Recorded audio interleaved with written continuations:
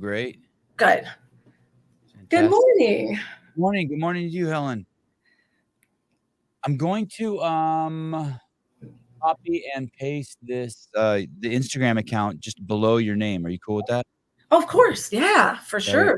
that way anyone who wants to jump on board can. Sweet. And we're off to the races. We're live. Good to see you. Thanks for doing that this morning. Are you kidding? Thank you for having me. I'm grateful. It's not every day someone wants to hear about a kids program. So I'm grateful. Thank you. Are you 3 hours ahead? Is it 10 a.m. there? Yep. Okay, cool. Fantastic. That makes me feel better. Uh you're in Detroit, Michigan. Yes. Are you local there? Are you born and raised there? Are you native there? I am. Yep.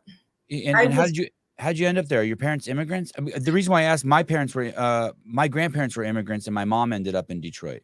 Yes, my parents are immigrants from Greece. Okay. So they ended up in this area, this outskirt area outside of Detroit called River Rouge.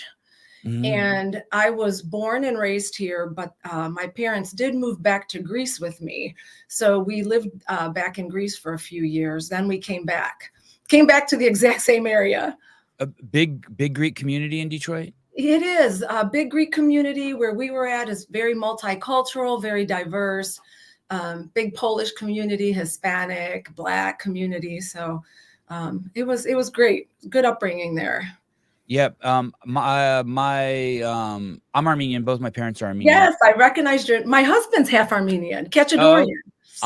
okay. Very Armenian name. All right. Yep. And Cleveland, Detroit, Dearborn, all places where Yeah, loads and loads of Armenians landed. yeah, for sure. Yeah, it's Dearborn. crazy. It's crazy that I have my roots there. And so you've been in Detroit how many years?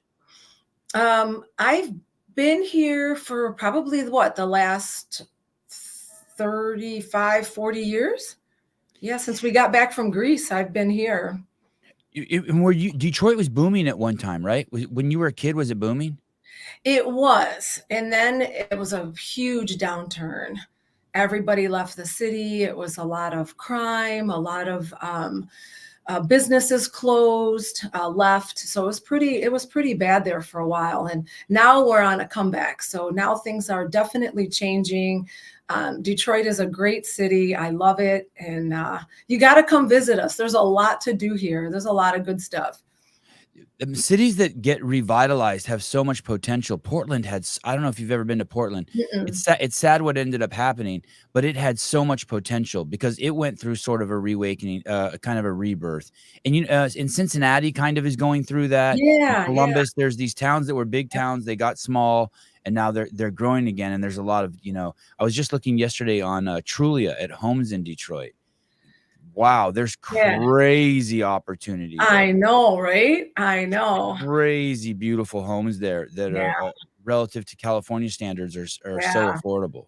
Yep, it is. It's a great city, and it's exciting to be a part of it. It's exciting to see how everything's changing. People are coming back. Businesses are coming back. Downtown is, filling up with, we've got like a Gucci store now, which is huge for us, and Lululemon and all kinds of other, nice businesses that are coming in that are going to be huge and very helpful. So Hey, it's hey, exciting. what happened? Is it just as simple as like we hear from the outside, the automotive industry just left? Yeah, yeah.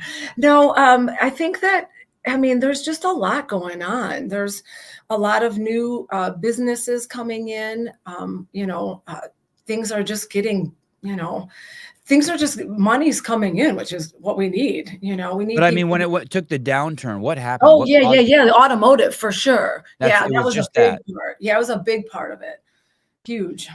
And why did they move? Is it just the basic cliche story? They packed up and went to Mexico and China and places where labor was cheaper, and then just Well, left the United States? yeah, that's a lot of it. It's there's a lot of stuff like that happened, unfortunately, but a lot of businesses do that, right? I mean, they look Yeah, after yeah, their own yeah, interest, yeah, yeah, and yeah. and they don't really see the effect that it has on everyone else in the community in general. So Yeah. But the important thing is we're getting, things are getting better. So that's the good thing. Yeah, and I don't mean it to be pointing fingers or blaming anyone. Yeah, everyone wants to run a financially successful business. Sure. Everyone's looking for opportunity. Ways to save money. I Right. mean, everybody. And so you're there as you're born or you're raised there, right? Mhm. And then you go back to Greece, and then you come back there, and you've been there. Did you meet your husband in Detroit? No, actually, we met in high school. So yeah, my husband and I went to high school together. I did not go to high school in Detroit. My parents didn't want me to go to the school there, so we went. We were saying that at the time we didn't have school of choice. So my parents, well, there's a lot there, but my parents wanted me to go to a different school. So they said that I lived with one of my uncles in a suburb outside of Detroit, outside of River Rouge. And that's how we met. We went in high school. We didn't date in high school, but that's where we met. And you're still together? Yeah, 33 years of marriage, and I still like him. Wow, congratulations. Yeah, That's thank you. amazing. Yeah, thanks. A He's a good guy. long-term relationships I Yeah. think are like crowning achievements. I always think of my relationship with my wife as kind of my crowning achievement in life. Yeah, for sure. Nowadays, it is rare to hear this, especially because, like I said, I like him. It's like we're not together just for, financial sake or kids' sake. It's, we're together because we love each other and we get along and we have a lot of common interest. And he's a great guy. He's easygoing, which helps a lot because I'm like high strung. And so it's good. It's a good thing. Does he train? He doesn't. He's a cyclist. Oh, so he does train. That's what I meant. Yeah, I didn't yeah, mean yeah. yeah, okay. So, we cycle together. We used to compete together in cycling. I mean, not like professionally or anything, just local competitions. So we did that together for a long time. And then I took a break to focus on CrossFit. And now I'm back to training, working out with him, like cycling again and doing CrossFit, but trying to be a little bit more balanced nowadays. Helen, in another podcast I was listening to, I'm trying to remember the name of it. It was on the Clydesdale channel. Oh yeah, yeah, yeah. What was that gentleman's name? Oh geez, I'm so sorry. I don't remember. That's okay. Oh, That's I'm okay. so sorry. He's gonna listen to okay. this. I forget his name. No, he that guy's tough. I see him in the comments. He can handle it. Anyway, great podcast. I listened to it last night, and in there you guys were talking about. I always just call him Craig Howard because he wears this flat rimmed hat. Craig Howard who Yeah, owns Pleasanton. no. Well, Craig Howard owns Diablo CrossFit, and they always kind of. I've heard of remind me Diablo CrossFit, but I have. Anyway, you talked about being a martial artist for 23 years. Yeah. That's wild. How did you get into the martial arts? Was it Taekwondo specifically? Yeah, Taekwondo. I'm a 4th degree black belt in Taekwondo. I've done some Krav Maga also, but the majority of my training has been in Taekwondo. I got into Taekwondo because I was cycling with my husband, and he went ahead of me. I stayed back. We were mountain biking actually, and I got off my bike. It was in May, and got off my bike. There was no one in the woods that I thought. And got off my bike to stretch, get some water. And I had a man come out of the woods and try to sexually assault me. And I just freaked out. I didn't know what I was going to do. I started screaming and yelling, and he's just staring at me. He came up from behind me and grabbed me sexually. And then like I froze. I didn't know what to do. And then I kind of went crazy, started screaming. And then another cyclist said, "Hey, I'm coming. I hear you. I'm coming." And as he was coming, another cyclist was coming. He ran into the woods. And that scared me so much. And I didn't know what would have happened if someone didn't come. So I decided at that point I was going to start looking for somewhere to train for self-defense, to be able to defend myself if anything like that happened again. So I started martial arts for that reason, and then just fell in love with it, fell in love with the discipline of it, the structure, the self-control, the empowerment that I felt, and just kept with it, got my 4th degree black belt, trained, coached, took over running a martial arts studio for many years. So yeah, that was how I got into martial arts. You know, I hear, I don't know if this is true, but I hear there's like 7 or 8 billion people on the planet. Well, it sounds about right. And I don't know how many there's been in totality. I'm just gonna make this shit up. 15 billion since uh, uh, evolution started, or since God put Adam and Eve, or whatever the Sure, origin sure. story you want to go with. I bet you a woman's never come out of the woods and grabbed a man sexually. In the No, entire I fucking yeah, history of time, I bet you it's never happened the other way around. I completely agree with you there. And I Never. don't want to dog on men, but I want to point out to you that we are different creatures. Yeah. And that right there is kind of the foundation of our difference. Unfortunately, well, or fortunately, I'm not sure how to, in this particular circumstance, it's unfortunate. Oh, 117 billion? Really? Oh, Oh, I thought we were just really top heavy on that end. That's amazing. yeah. You really think that there's been that? Wow. Okay. Fine. Good. Um, I know this is not the point of the podcast. Can you tell me how did you get, so you got away? Yeah. I mean, I But thankfully, like the other cyclist came and he ran into the woods, and I thought about it. Like, what would have happened? Would he have pursued more? Would we have, what fought? was next? Yeah. What would I have done? And I mean, at first I just froze, and that was the scariest thing ever, just not doing anything. And then I just started screaming. I mean, I'm Greek, so I just started screaming and yelling, and I was like, "Someone help me!" Yeah. You know, and that's how my martial arts career started. How soon after that? Oh, I went home immediately. We went with the park ranger. You made a sketch, Yeah. all that stuff. They weren't going to find anyone. There's homes all around the trail. It's, how would you find anybody back then? And Right. so nothing came out of it. But when I came home, I started looking for martial arts schools and what I was going to, what was I looking for in a school? Then I went and talked to some, places and checked them out. Yeah, it's cool that you say you looked at schools, because I've heard these stories that are kind of tragic stories where someone takes martial arts for 5 years and they really didn't learn anything. Like, they went there thinking they were going to learn self-defense, and they did, like, after 5 years, they learned some movements, Yes. but they're not martial artists. How did you know which one? I mean, because you went there for a reason. You wanted to be able to apply a skill in a situation. Right. Well, for me, when I talked to the guy that I ended up going with, he was a neuropsychologist from Rutgers. Okay. And he had extensive training in martial arts, and when I researched him, he had a good background with like an original grandmaster who had been, training with, General Choi from, back in North Korea or South Korea. And then also, his wife was like a big teacher in the community.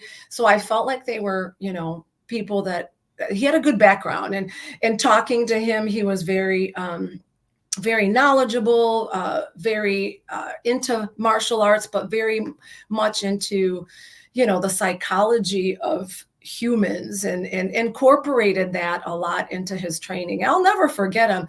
He taught me so much, in fact, that I use the methodology that I learned from him. His name was Dr. Matthew Gonzalez. He actually now works for the government in Washington, D.C.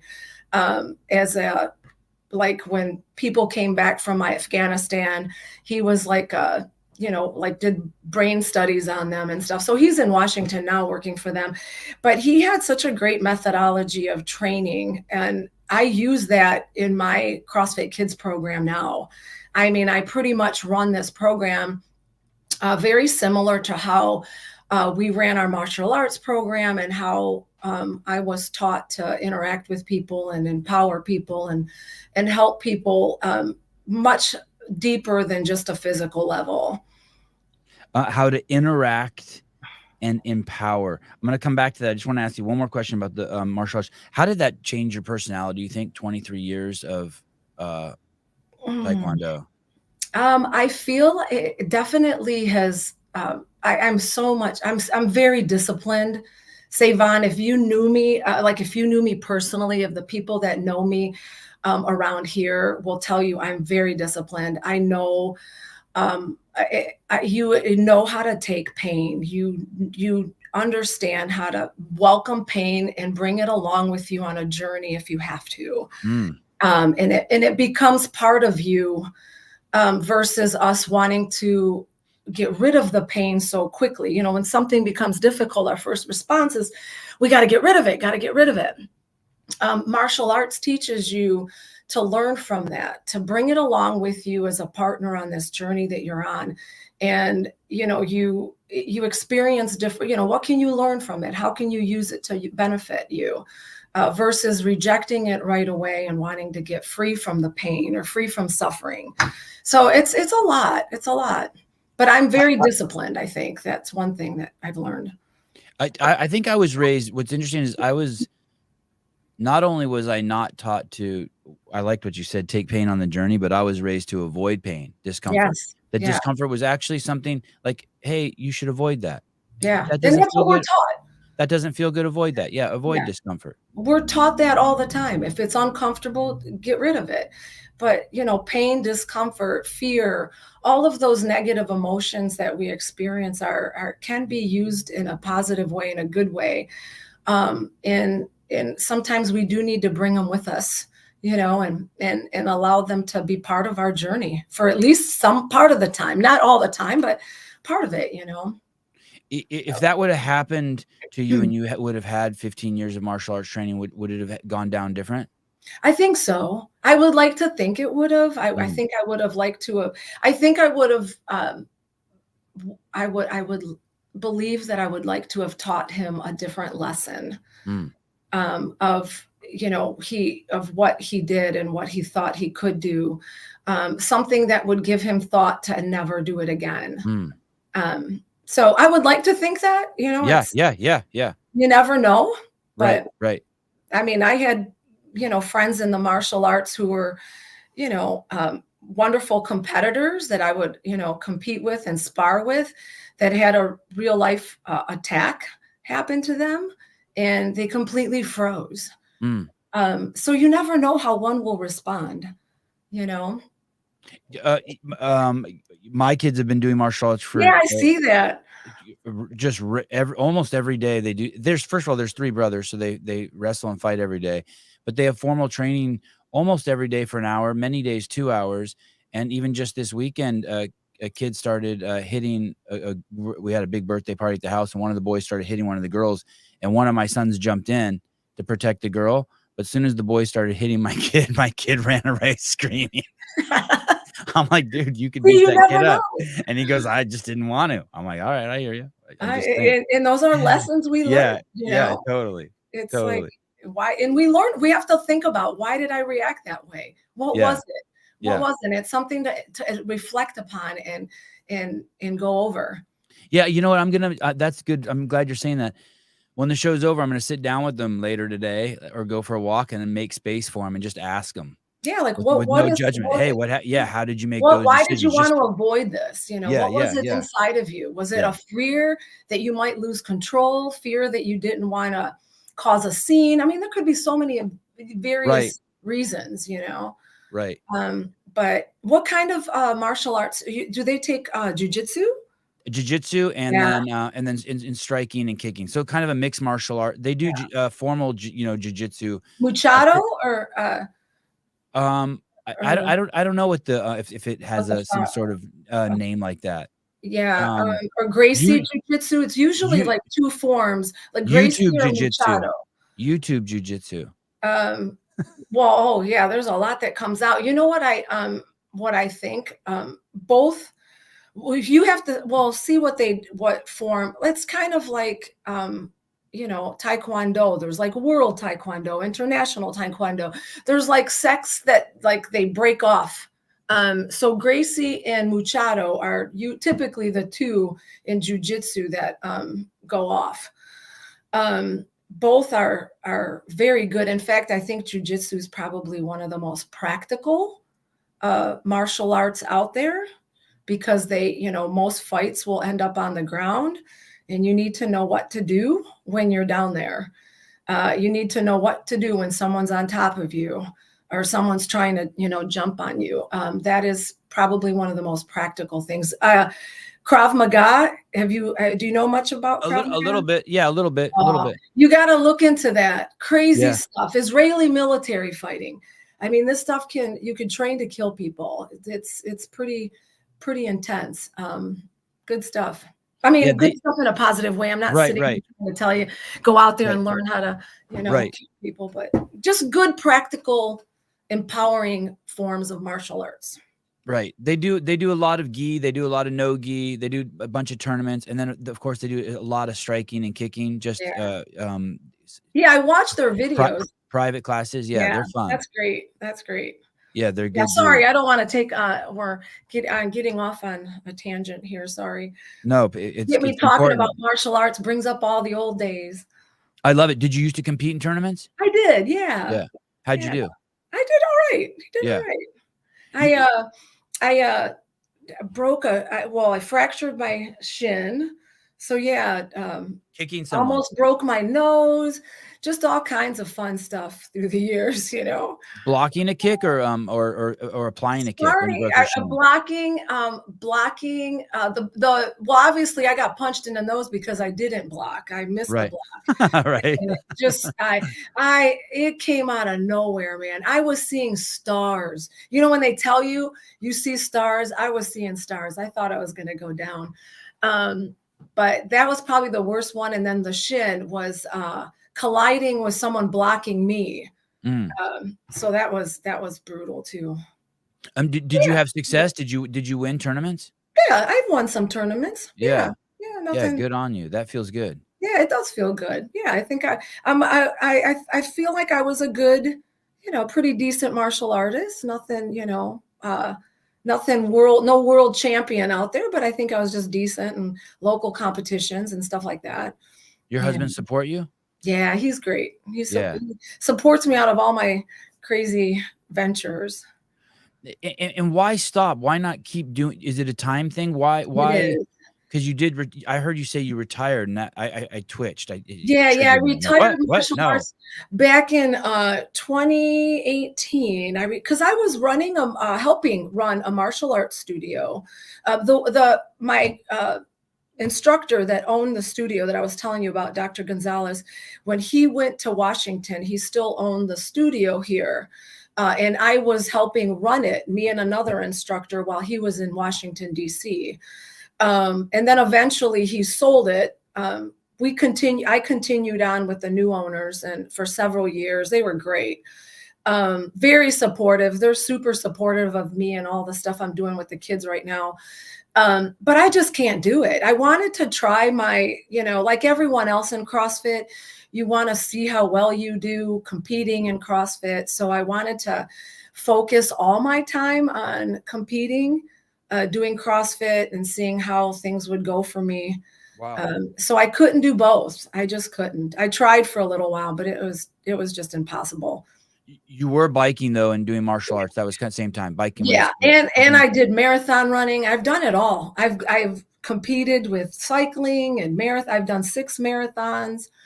I go through these like little cycles where I just think, I want to run a marathon. All right. I've never done this before. Let me do it. I want to run 6. I have this obsessive personality that I love a challenge. Mm-hmm. I love to try to do something that I've never done before, something that's very difficult for me to do. The good thing about it is that I just learn so many different things. The bad thing about it is sometimes once I do something, I just want to go to the next thing. I'm like, okay, I've checked. Let's see what else I want to try to see if I could climb Mount Everest next, that kind of stuff. So I'm always like looking for stuff. I don't know. I'm probably sick in the head or something, but it sounds healthy. It sounds like you're making the most of life. Well, I like to think that, so, but. And then, so tell me about how your path intersects with CrossFit. How does that pop on your radar? So how that happened was, I was cycling, and then I decided, my mom was going through some health issues. She was diagnosed with Alzheimer's and dementia. And my mom and I were very close. I was having a hard time dealing with her diagnosis. My dad was gone. He had passed away. So a friend of mine said, okay, you need to have something new to focus on. So let's run a marathon. And that's how that came about.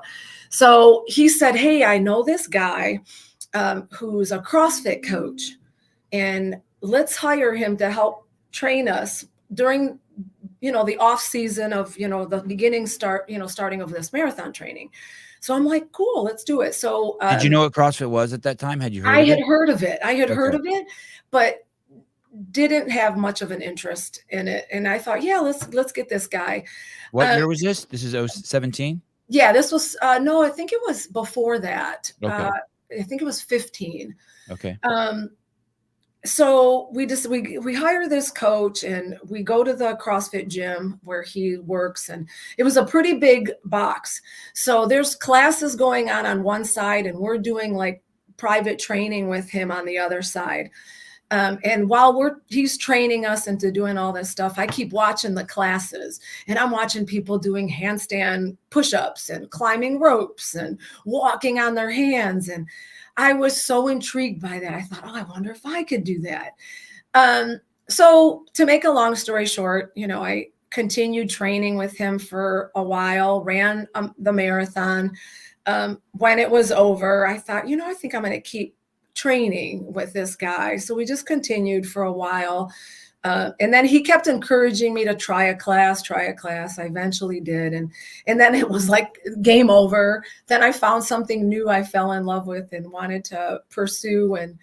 And I just, the thing about CrossFit that I love is that there's so much of it that I'm bad at, that it just keeps me wanting to come back for more.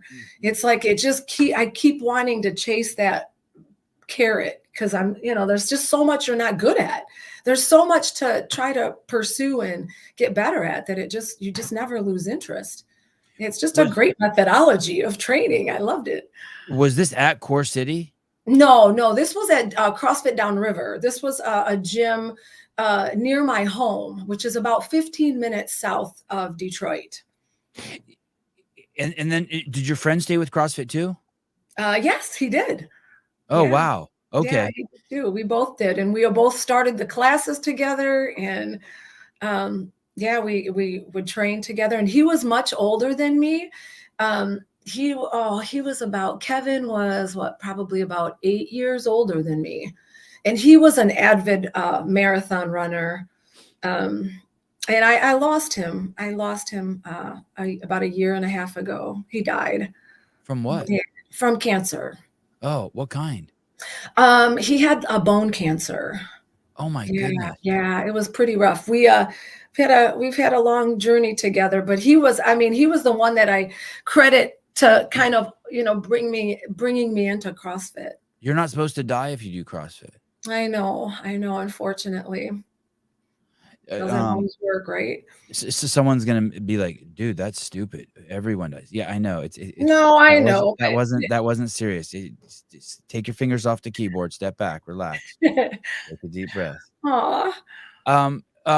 So you know these cultures, this biking culture, with dudes in the woods, the martial arts culture, and the running culture, and the CrossFit culture. As you got into CrossFit, did that pop on your radar? Right? Okay. Are you in tune to that? Okay, this has a different culture. This is very similar to what did you think about that? As you take that first class and you start to sense the culture, cliquey, friendly? No, the culture was something that I found very intriguing. I found the culture to be very friendly. At least my experience was very, very friendly, not at all cliquey, very supportive. And what I found so intriguing about it, that you would have, just a mix. Like in martial arts, we were all segregated. Black belts, we were in our own class. Beginners had their own class, intermediates had their own class. Same with cycling. You're going to cycle with people that are your speed. Hey, we're 20 miles an hour group.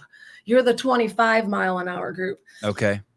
What CrossFit, what I found so intriguing is that we were all together. Right. You had people in class that could do, amazing stuff. They're doing legless rope climbs and they're walking on their hands. And then you had people in the same class who were using bands to try to do a banded pull-up, or they were, using dumbbells and not a barbell. And but we were all together.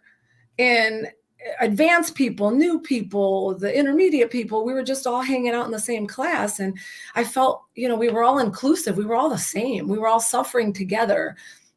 It wasn't, this person's a competitor and they're in their own little group.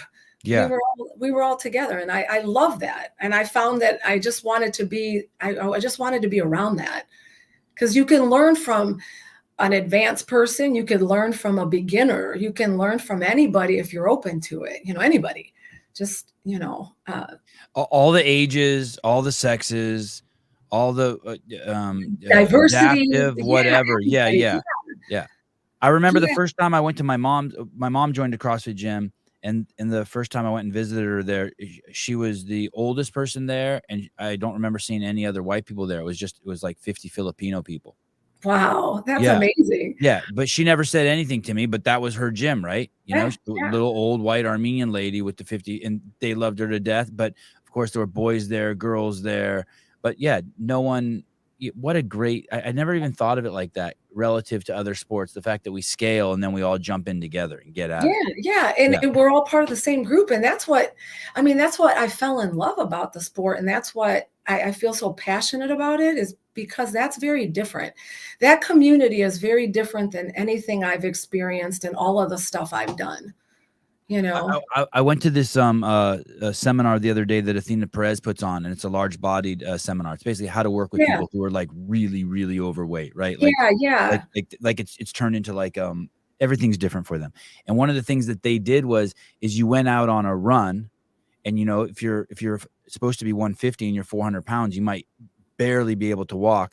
And so what you do is you would go, one of the ways they scaled it is you go out, and when the first person's coming back, you turn around and start coming back with them. So that way you get to stay with the class.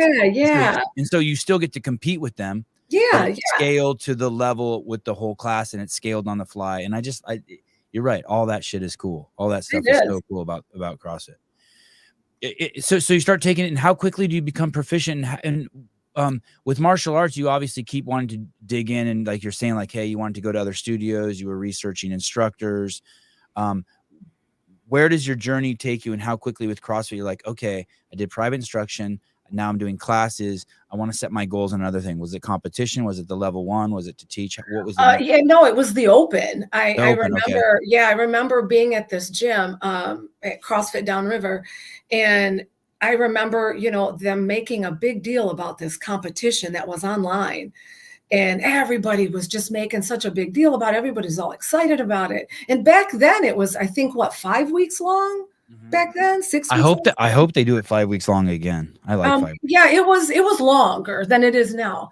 And it was just so exciting, the buildup for every week, and everybody kept talking about it. There was a buzz, and the gym there had like a Friday night lights. So we would all gather together. Those who couldn't do it at night, we did it in the morning. So it was like the same thing. They had it in the morning for people, and then they had it in the evening for those who couldn't come. And I just jumped in and did all this stuff.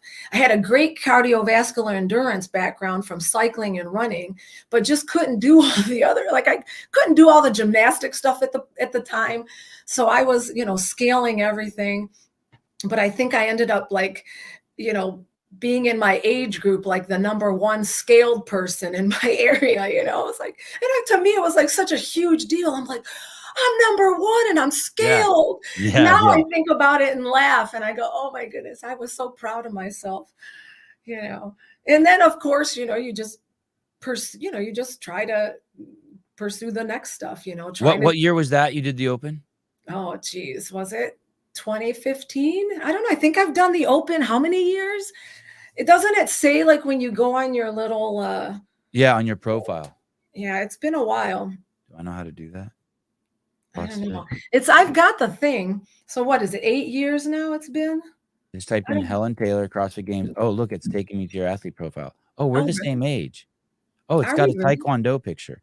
I'm 51. You're 52? I'm at 56. Oh, you are? Yeah. Dang, you take good care of yourself. Yeah, I'm 56. Good job. You do CrossFit? Yeah. I do CrossFit. 2016, 17, 18, 19, 20, 21, 22, 23. Holy cow. This year I got booted out of the open. Second week, I suffered an eye injury that has taken me out for 6 months. So that was kind of a bummer. Like the Liver King. Did a rubber band hit you in the eye? No, it was a Pandora's box. It started with me tearing the top 80% of the top layer of my cornea off, and ended up healing from that, but ended up having to have like 2 eye surgeries later. So it ended up being like a whole. How did you do that? The cornea thing? I don't even want to tell you. It's embarrassing. Oh. I actually had long nails, and I was trying to get a contact lens out of my eye, and I couldn't do it. And I'm like, and I just grabbed, and then I just tore. I mean, they were so impressed. I went to the University of Michigan. Had you been drinking? No, I don't even drink. Oh, you don't look like you drink. So and they were maybe so you should impressed. start. I should have, I'm telling you. So then it just ended up being like that I had suffered trauma in my eye that they had discovered from an injury I had partially from, the martial arts didn't help. Yeah. But I had when I lived in Greece, I had fallen off of a balcony and suffered a broken jaw. And was there drinking involved in that? Please no, tell me. I was too young. But anyways, they had discovered that I had like my eye had weakened and there was trauma and I required surgery, and it was just so it's just been this big last 6 months thing. But you fell off a balcony in Greece? 2-story balcony. Fell into a pile of dirt. If I didn't fall into the pile of dirt, I would have been dead. How old were you? At about 10, I think, 10, 11. Oh, your poor parents. They must have been flipping out. My parents, they are used to me doing this crazy stuff. How long? I'm assuming you took your level 1, Helen. Yes, in 2017, I took my level 1. And why?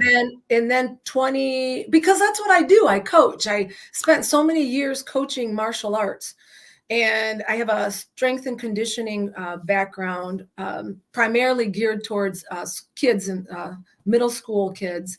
I trained a lot of kids off season, football players, basketball players, volleyball players. I would do a lot of off-season training with them. So I just felt like in CrossFit or just no, this was prior. Yeah. And like what kind of stuff? Boot camp stuff? So you were already proficient in that stuff? Yeah. I mean, no, just like strength and conditioning. Like if I like middle-aged school, like middle-aged school kids. You were teaching calisthenics? How did you know how to do a back squat before CrossFit? How are you teaching that? Oh, I mean, you from my training, from my educational training. It's not, it's nothing different. I mean, obviously I didn't do clean and jerks, Olympic lifting, but yeah, back squats, deadlifts, bench press, overhead pressing. I mean, I knew that prior. Like from maybe from Planet Fitness days or Golden Gym days? No, from school, exercise, sports. Is that what you did? You went to college for that stuff? Yeah. Well, I didn't. I went to online college for it. Okay. Yeah. Okay. I didn't realize that. Man, you really have. So you've been in fitness. Yeah, I'm sorry. We're all over the place. That's okay. So have you ever had a job outside of this industry? Yes. I used to be an insurance agent, and I was a good insurance agent. I was a good salesperson, but I hated it. I hated it. Absolutely hated it. It was dreadful. I love physical fitness, and I love working with people, but kids mostly. I just love kids. Okay. So you take your L1. Are you nervous to take your L1? What city do you take it in? I think I was in Grand Rapids, Grand Haven, somewhere in Michigan. It Okay. was, yeah, I think it was CrossFit 801 or 210. I don't know what it was, but it was in Michigan, 2017. And then last year in 2022, I got my L2. Wow, congratulations. Yeah, thanks. Who were the And hope teachers to at get your my L? L3. I would love to get my L3. That's the test, right? Yeah. I Your think that's like, L. I'm an Go ahead. L2 now, but I don't know what you do for your L3. Is it like a verbal test with, I think you do like coaching and people watch you or something, maybe. I don't know. Is I Dave was just on the show and he was saying that it's just a test. Oh, just a written Just a test? test. Yeah, anyone can take it. You don't even have to be an L1 or an L2. You have to have not anyone. You have to if you You don't have have so your many L1 or credit L2, hours of yes. coaching. Yeah, which Yes. I have. I Yes. coach every day. When you took your L1, do you remember who the instructors were? Any of them? Yeah, I think Joe DeGain, I think. Wow. Yeah. He was my L2 coach too. He is really good. He was great. He's in Michigan. That says something that's not talked about this community and these programs, that everyone remembers at least one or two people who taught their L1. That's how impactful it is, right? He was very impactful. I remember him being very encouraging and patient. And especially this second time around, he seemed to show a great interest in the program that I was sharing with him about the kids program. And he's actually was very helpful with me and CrossFit HQ, trying just to get the word out to them about what was happening in Detroit with Core City CrossFit Kids. So I owe a lot to him for, just even opening the door for me with, with HQ and being like, hey, look at what is going on in Detroit and what this lady's doing. So, that was great. And that goes back to what you said you liked about your instructor, your Taekwondo instructor, and your training there. It was to how to interact with people and empower people. Yeah. And you liked the way he interacted with you and empowered. Yeah, for sure. Yeah, I felt very I felt very confident around him, and that's a great feeling to have. It's great when someone can make you feel that way instead of the opposite. And we should, we want to be the type of people that bring out the best in others and bring others to be confident and just bring out the best in them instead of making them feel intimidated or small or scaring them or, making them feel dumb. That's, we don't want to be those type of people. At least I don't, My wife makes me feel that way, like empowered and like strong, and she believes in me. Yeah, there you go. Of course. I feel It's a good wife. That's a good wife. Yeah. I feel strong around her. She believes in me. It's true. It's like, it's awesome. I'm lucky. And when you take the L1, you must be at some part being like, hey, like, I've done everything already. I've been a coach. I've been a cyclist. I've been a martial artist. Like, this is you must have just thought, hey, this is just going to be going through the what's the word? There's emotions, or just like just going through it just to get the piece of paper and check it off. You probably did. Were you not expecting much? No, and then did you like it? Yeah, I actually thought it was great. I thought it was probably the weekend, because you spend a whole weekend there, like a whole Saturday and Sunday. Right. I thought it was a great time. I thought it was very well. Even for someone like you who's seen it all already and done it all. Absolutely. But again, my martial arts training I feel like it's always there, because we always have to approach things empty and allow to be filled. So I try not to go into an event or anything thinking that I know it all. You come, open to what others can give you.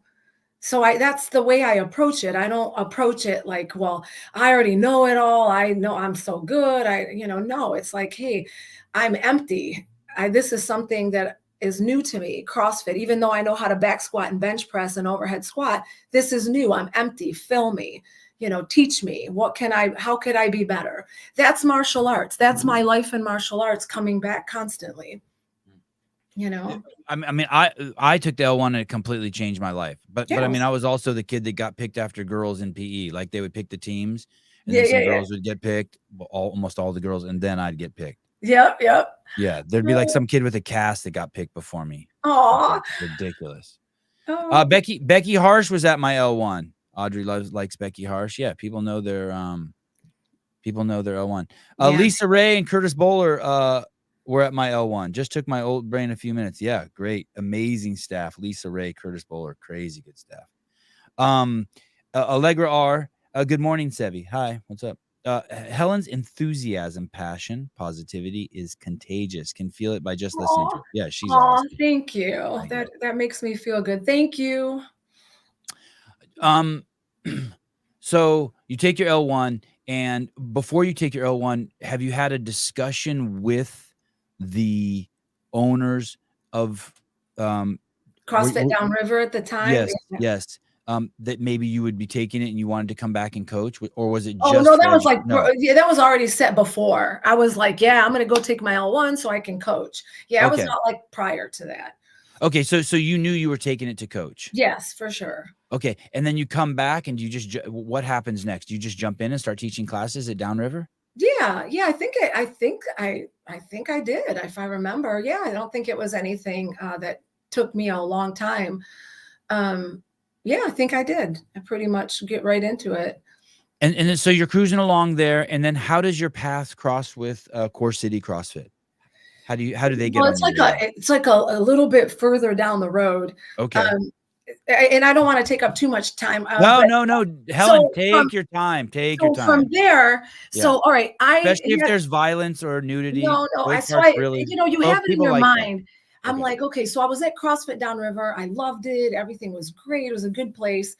Then I start wanting to get more competitive. I'm like, okay, it wasn't, the box wasn't like super competitive, and I wanted a little bit more. I was like, okay, what's out there? So I had found, Alexis Raftis. You had her on the show not too long ago. Well, she's great. She's great. Well, the original gym that she was from here in Michigan, CrossFit Novi, there was a group of masters. Like her mom, Susan, was an amazing CrossFit athlete, just a great,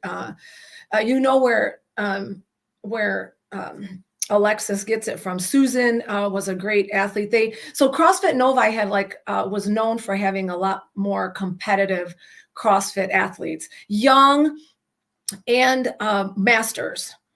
So there was a group of masters there that I had, competed against, on the open and all that stuff.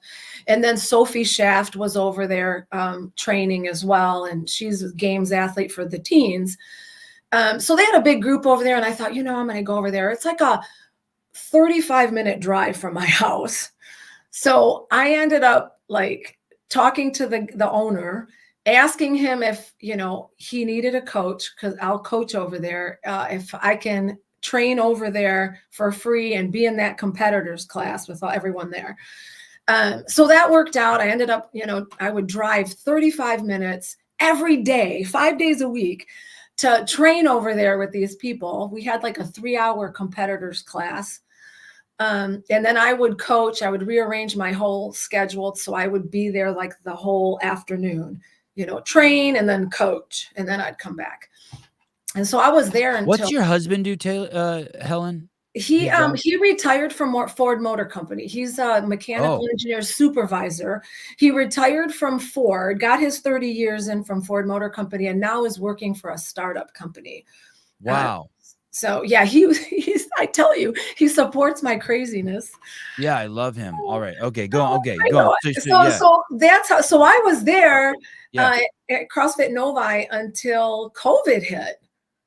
And they shut down during COVID, and we all came back to our homes and worked out there. I mean, sometimes we would, like Sophie and I would sneak over there and work out when we weren't supposed to. I probably roll should. the dice, play with your life. Sorry, I Me shouldn't too. say that on No, you should. on your podcast, but we would go over there, and sometimes Everyone can tell you're that kind of person. Don't worry. In secret. So, but you know, he ended up selling the gym after COVID. Oh, that sucks. Did it stay open? Is it still open today? It's still open today, but under a different owner. So we all left, we all split and went our separate ways. Of course, Alexis was gone way before that. She was in Atlanta before. Do you know about her? Do you know that she had she was a gymnast, right? Yeah. And when she was on that show, you know that wackadoodle gymnast, U.S. Olympic doctor? Yeah. She had a run-in with him. Yeah. As I recall in the interview, he didn't do anything weird to her. But what a small world. And once again, second time in the story, some dude doing weird shit. Yeah. But anyway, just yeah, but I think the same thing. Yeah, with others too. I had 2 girls on this show back to back who are elite CrossFit athletes. I think the other one was Paige Powers. I was just like, I just threw it out there. Did you happen to know that weirdo? And they both knew him. The NASCAR guy. They was both their doctors. Yep. Isn't that crazy? Crazy stuff. Take martial arts and stay close to your kids. I know. So I left, we left there, came home and, worked in our garages for the next, however long COVID was. And it was during that time. Did you buy a ton of equipment from Rogue? No, actually, the owner let me take a bunch of equipment. He was so great. So I have a lot of equipment in my garage today from them. So he was great. He was a great guy, great coach, great gym owner. But anyways, so it was during COVID when I was here at home working out that the kids in Detroit were under quarantine, like lockdown the longest. People were going back to school. Detroit was still under lockdown, still taking the longest to get back. Kids were losing fitness. We were dealing with mental health issues. Kids were living with their grandparents who have very little, access to technology or information on how to use technology. So kids would basically lose, they lost a lot of time in education and in fitness. It was really tough to watch and witness. So I had thought. I want to throw this out there, Helen. I saw this study that compared the richest neighborhoods in the country to the poorest neighborhoods in the country and the education of the kids. And if you took a test at the beginning of the school year and at the end of the school year, the kids were the same. So they took it in kindergarten, beginning and end, right?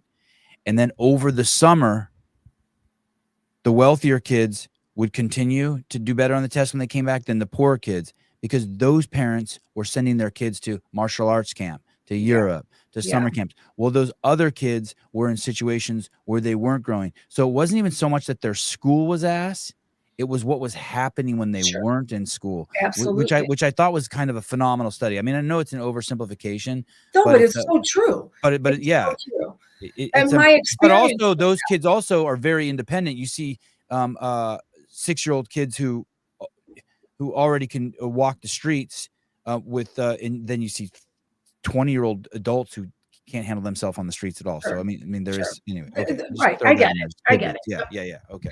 Okay. So Detroit was fucked. They had those kids were destroyed by not the pandemic. Let's be clear, but by the response to the pandemic. Absolutely, the response to the pandemic was rough. COVID didn't hurt them. None of those kids died from COVID, but their lives were turned upside down by the adults. But we did have. I mean, but there were people that I knew that died. I mean, they really were. Like grandparents and teachers. I mean, it was crazy. Grandparents and who else? Like grandparents, teachers. I mean, crazy stuff. But anyways, did you get hospitalized? Me, no. I did get COVID, but I was fine. I kept working out in my garage during the whole thing. Me too. But but then on the other hand, my husband got COVID and he was sick for like weeks. But it's just CrossFit. People's response are different. But anyways, I felt like I wanted to do something and use something that I felt I was good at. I felt like I was a good coach. I'm good with working with kids. And I thought, well, I want to do something for these kids. So I started thinking in my mind, I'm going to start this kids program. I want to see if I could do it in Detroit. How is this going to go?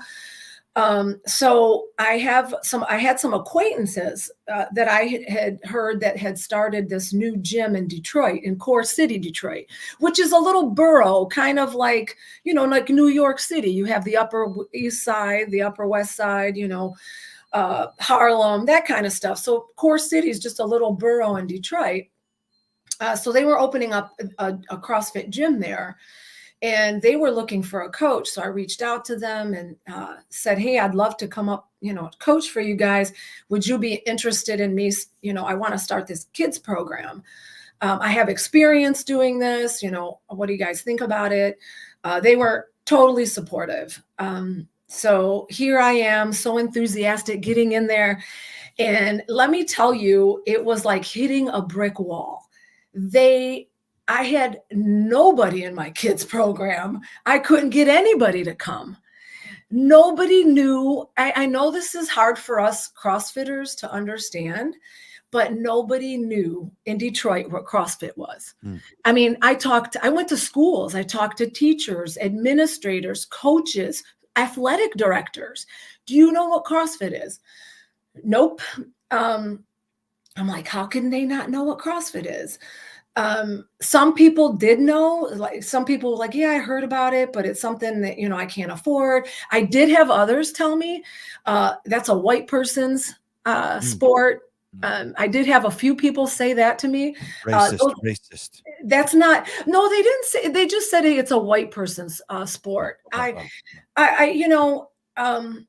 think probably meaning more economically. And that's kind of my experience. Isn't it interesting too, though? It's kind of a misnomer.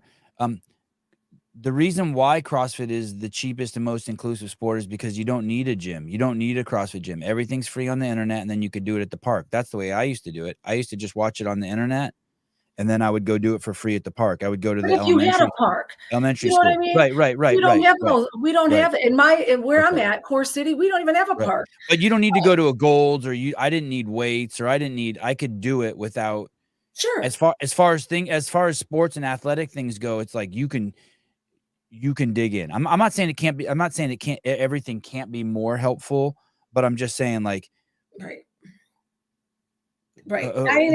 Like those guys, when I worked at CrossFit HQ, the number one place that Google search for CrossFit was in Afghanistan and Iraq during the war. Yeah. Those dudes didn't have shit. Right. But anyway, go on. So you're doing the tour. You're doing so you cold. I want to go back a second. You called Core City CrossFit, and you're like, "Hi, I'm Helen. I'm a trainer. Can I come?" No, I knew I had known, like, your little CrossFit community. You had seen these people at competitions, local competitions. They're like, oh, hey, I know these people, from the competitions that we do locally. I heard that these guys were starting a gym, and then it's like, hey, they needed a coach. So I'm like, hey, I'd love to coach for you. Awesome. So that's how that started. But I couldn't get anybody to come to my classes. I couldn't get even. Nothing. Yeah. I went to schools. And they're like, what is CrossFit, and why should we bring our kids over there? And I had flyers that I made up, and I have a school like directly across the street from the gym, and I would pass out flyers to the kids getting picked up, the parents. And then the school stopped me and took all my flyers. I'm like, oh, you can't pass these out. You need permission. We need to, look them over. So they took them, and, never heard back from them till about 3 months later. Some teacher from the school walks over with a stack of my flyers and says, hey, what is this about? Explain it to me. So I'm, she's in the gym, and I'm showing her, this is what an adult, the adult class was going on. I'm like, this is what CrossFit is. And, this is what I want to do for the kids. And so the teacher talked to the principal and see if we can get like this trial going, like a little testing thing. So they signed up 12 kids and had them come for 6 weeks at the gym. The teachers all paid for the kids because, How did they get there?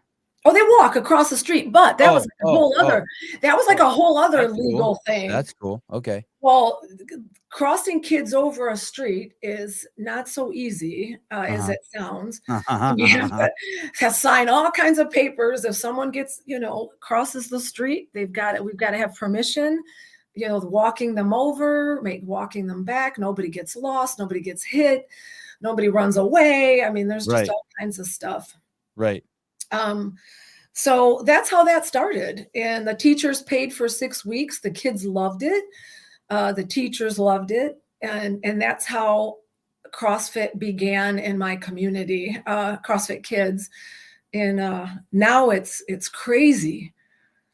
Now my kids are competing, and we're changing, we're pioneering something very special, with the police department. So With let me go back a second. So you have these kids come in and people start talking. Wow, this is cool. Wow, I'm getting strong. Wow, I'm seeing the parents and the teachers like, I see a little bright light in these kids. Oh, these kids Oh, are yeah. actually anxious to get out of here. Oh, they can't stop talking about CrossFit. Oh, I see them on the playground now at break doing pull-ups. Like, it was what kind of feedback were you getting? Right. Well, there's very not a playground where we could do pull-ups, but close. Yes, the kids were showing a lot of good positive signs, and the teachers were recognizing that. And this one particular teacher that I had was a great advocate, really pushing to be like, look, we need to look at these kids. We need to do more for them. We need to, accept everything that's being offered to these kids. Let's try it out, So that was great, and that's How old are these kids right here that I'm looking at right here? 5th grade through 9th grade. That's my target kids. That's what I do have 3 that are younger, but they're kind of exceptional. So I keep them even though they're younger and they're not, they can keep up with the class. These kids are amazing. I can't tell you how hungry they are to learn, how good they are. They work hard. They don't complain. They come over my house. They hang out with me. They're amazing. I can't tell you. Are all these kids that I'm seeing here from that one school across the street? Not all of them, but Okay. my program is free for any kid that lives in Detroit. Wow. Wow. Oh, wow. Yeah. Wow. Up and over. Wow. These kids are amazing. I'm telling you, Wow. they can clean and jerk, they can Wow. snatch, they can handstand walk, they can bar muscle up, they can butterfly. I mean, I have a couple of kids who, don't be surprised if you see them at the games in 2 years. That's the goal. Tell me about the copper. Tell me about this guy. What's this guy doing here? He is probably the highlight of my program. This is Officer Lamar Harris from the 3rd Precinct in Detroit. He is a tactical officer. Came by the gym one day. He got transferred over to this area, to the 3rd Precinct, and he came by. He's very big on fitness, so he came by to introduce himself. Tell me, I want to hear the details of that. You're in there, and this cop walks in. He's like, yes. "Hey, what's up? I'm Lamar," and you're like, "Hey, dude, I'm Helen," and you guys yes, shake hands. and tell so me. So Tell what me the happened? details. I want to hear it. I tell him, hey, I'm running a kids program. I would love for you to come talk to the kids. How did you wait? Oh, after he came in, he's Yeah. like, "Hey, I'm in the neighborhood. I just want to see what's going on here." And Yeah, you're like, he "Oh, said, dude, I come want to talk to the introduce kids." myself. Okay. You're going to see me a lot in the neighborhood. I want to, let you know who I am. If you need anything, my car, we're patrolling this area quite frequently. And I said, hey, I'd love for you to talk to my kids. Can you come in and be a guest speaker, And he came that very day. He came back at 3:00. And all my kids are sitting there, and I was so excited. I'm like, oh, this is going to be great. Yeah, And yeah. they see him, and they were so upset. Coach, why is he here? What Yeah, did yeah, he do? Are we in yeah, trouble? Why yeah. is he here? I don't like this. Um, then they're asking me, are we, are we in trouble? Are we, they're giving him the stink eye. They're like, Yeah, of course, they're yeah. looking at him. So we sit the kids down and we're like, okay, we're not going to train right now. We're going to talk about this. Why do you feel this way about him? So we were able to talk about, hey, we've heard really bad things on media about police officers doing bad things to people. We've heard about that. We're scared And about was that. Lamar there for that Yeah, conversation? we He's in talked oh, about it with him. So oh, he was yeah, able to talk to them about, hey, I'm your advocate. If you're not doing anything wrong, I'm here to help you. yeah. Um, if you're doing wrong, then there's there's proper fear that needs to be there. But if we're not doing anything wrong, we're not here to, I'm not here to hurt you. I'm your advocate. I'm your friend. I'm here to, to show you that we can have a good relationship. And that was the start of something beautiful, not only with my kids, but with the Detroit Police Department in general. Um, How the often does he come in? How often do they come Every in? time I have class, he comes in every time, and Wow. it's approved by the chief of police. The chief Wow. of police is a huge supporter of the program. He lets him. Officer Harris gets paid for coming into my program and hanging out with the kids, working out with them for 2 hours. Oh, he hangs out for that long? He doesn't just Yeah, come in and wow. unless there's an emergency, he gets called out, but he is there. Since then, we've had the sergeant of the police academy is also a volunteer. That right there that you're looking at was a zoo trip planned by the police department for all my kids. That's the 3rd precinct, the captain. Um, all the police officers brought vans over from the police department and took my kids to the zoo. Hey, Um, has that helped cut through red tape having those guys on the team too, the coppers?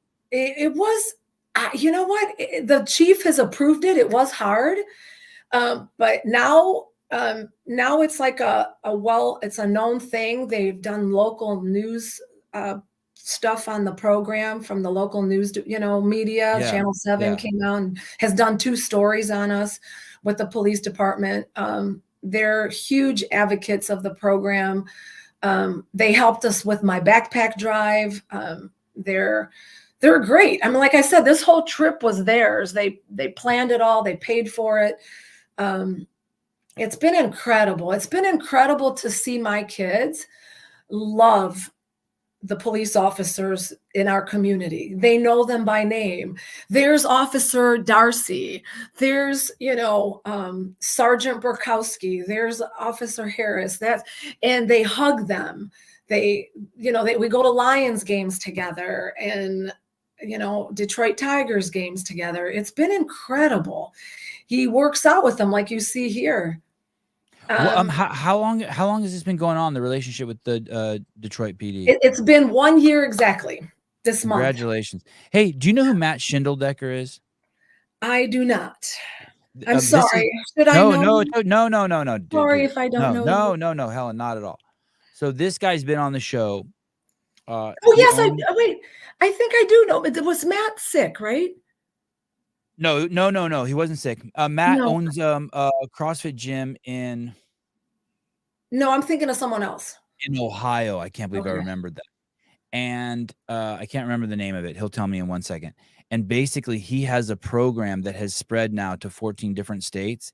And basically, the way the program is that kids who are going to be a judge, instead of sending kids to juvenile hall, they can choose to, instead of being in prison, the kid can choose to be like, hey, I'm going to sign up for this CrossFit program for nine months or something. And if you fuck off, they send you to juvenile hall, but you have 9 months. And the success that they're having with this program, and it's spreading like wildfire across the state, is crazy. That's what we want. Yes, they get these kids who are like really, uptight and don't want to do anything, but they're with this community and they're with other kids who came in like that, who've now. And so basically, he's been running this program, super successful, making gyms who are partaking in it also a lot of money, right? Because the state's paying for it. Amazing, yeah. The most interesting part that sticks with me about this program is that the probation officers have to take the classes with the Oh, kids. see, I love that. I love Yes, and so they get that shared suffering, Yes. and it makes the probation officers see the kids Yes, in a with different new light. eyes, and it makes the kids see the Yes, probation officer with new eyes. It's yes, both ways, right? yes, absolutely. That's the And there's best. kind of this, they're forging this love. I'm I gonna say did it. read about that. I think Yeah, Morning Chalk Up had something about them. I remember reading that story. That is dude, this pretty is a incredible. yeah. Yeah, And this dude's journey, when you hear his story, you know why he's the guy. yeah. You know what I mean? Like you're like, oh yeah, your whole life brought you to Wow. this. Yeah. Anyway, I'm sure your paths will cross. He was asking me recently, he reached out to me and goes, hey, do you have any leads on someone we could get to help provide when these kids first come out of the court system? We'd like to present them with a new pair of shoes on their first day. Is there any leads? And so then I saw Reebok was working with you. I'm like, look what Helen's got. It was Yeah. like perfect timing. And I was Well, showing that's them this post you perfect. made. Yeah. Yeah, and he should reach out to Jordan. I think it was Jordan Elbert from Reebok. I can send you his email. He was great. I have gotten nowhere with, I've emailed Noble and Nike and Tier and all kinds of places, and I mean, I don't get a response. Right, I right. mean, they don't know me. I get it. Right. Yeah, it's Um, not a dig at them, but no, Reebok they did don't know yeah, me. right, They're not going to right, just send me a pair of shoes, but I right, send them, like, hey, this is my program. Check it out. right, I've got IRS papers to back me up. I can right, give you receipts for anything. right. But Reebok actually responded and asked me how many kids I have, if I can send them some sizes. And then I did not expect all of this. That was crazy. And then I had a couple of the kids come over and we opened up the boxes. We sorted them all out, got the clothes and the shoes put out, and they're going to get their nanos. Not everybody's getting lifters. That's only going to my competitors, my competitive kids. I have a group of kids that compete, so they'll get the lifters. You tell them that I said lifters are lame anyway. They make people Ah, weak. you know what? They know all about, they know all the CrossFit people. They know, I like talk to them about, all of the CrossFitters. They know all the names. Do you know there's going to be a documentary done on the program? On your program. Yeah, yeah. Chandler Smith and Jesse are going to be part of it. There's if you go up, there's Chandler there, but if you go up, the one above it is the little trailer. There's a little This right here. Yeah, that's a teaser of the documentary. We had a group of filmmakers from Texas come out and want to do a story on, us, just how we're bringing diversity with kids into CrossFit, and the police department with CrossFit, and just things like that. I don't know. I don't think it's Can I planned. play this? Can I play this? If you want, I think it's long though. I think it's like Well, a minute. Does it? Okay. Yeah. But it Yeah. has me working out in the beginning. It's kind of like, Good. I want to yeah, see yeah, where play it's at. it. I've been wanting to judge you. You're moving. Yeah. So yeah.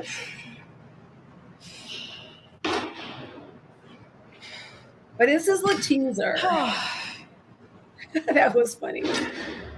That's our gym. Just believe in yourself and you can do anything you want. It's possible. You can do what you want to do if you put your mind to it.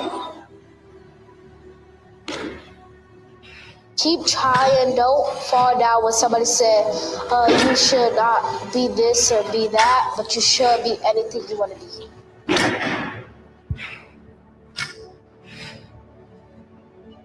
Follow your own dreams, follow your own passion. Stay strong and don't let nobody peer pressure you. Anything you believe, you can do it. Even when life gets hard, just keep going.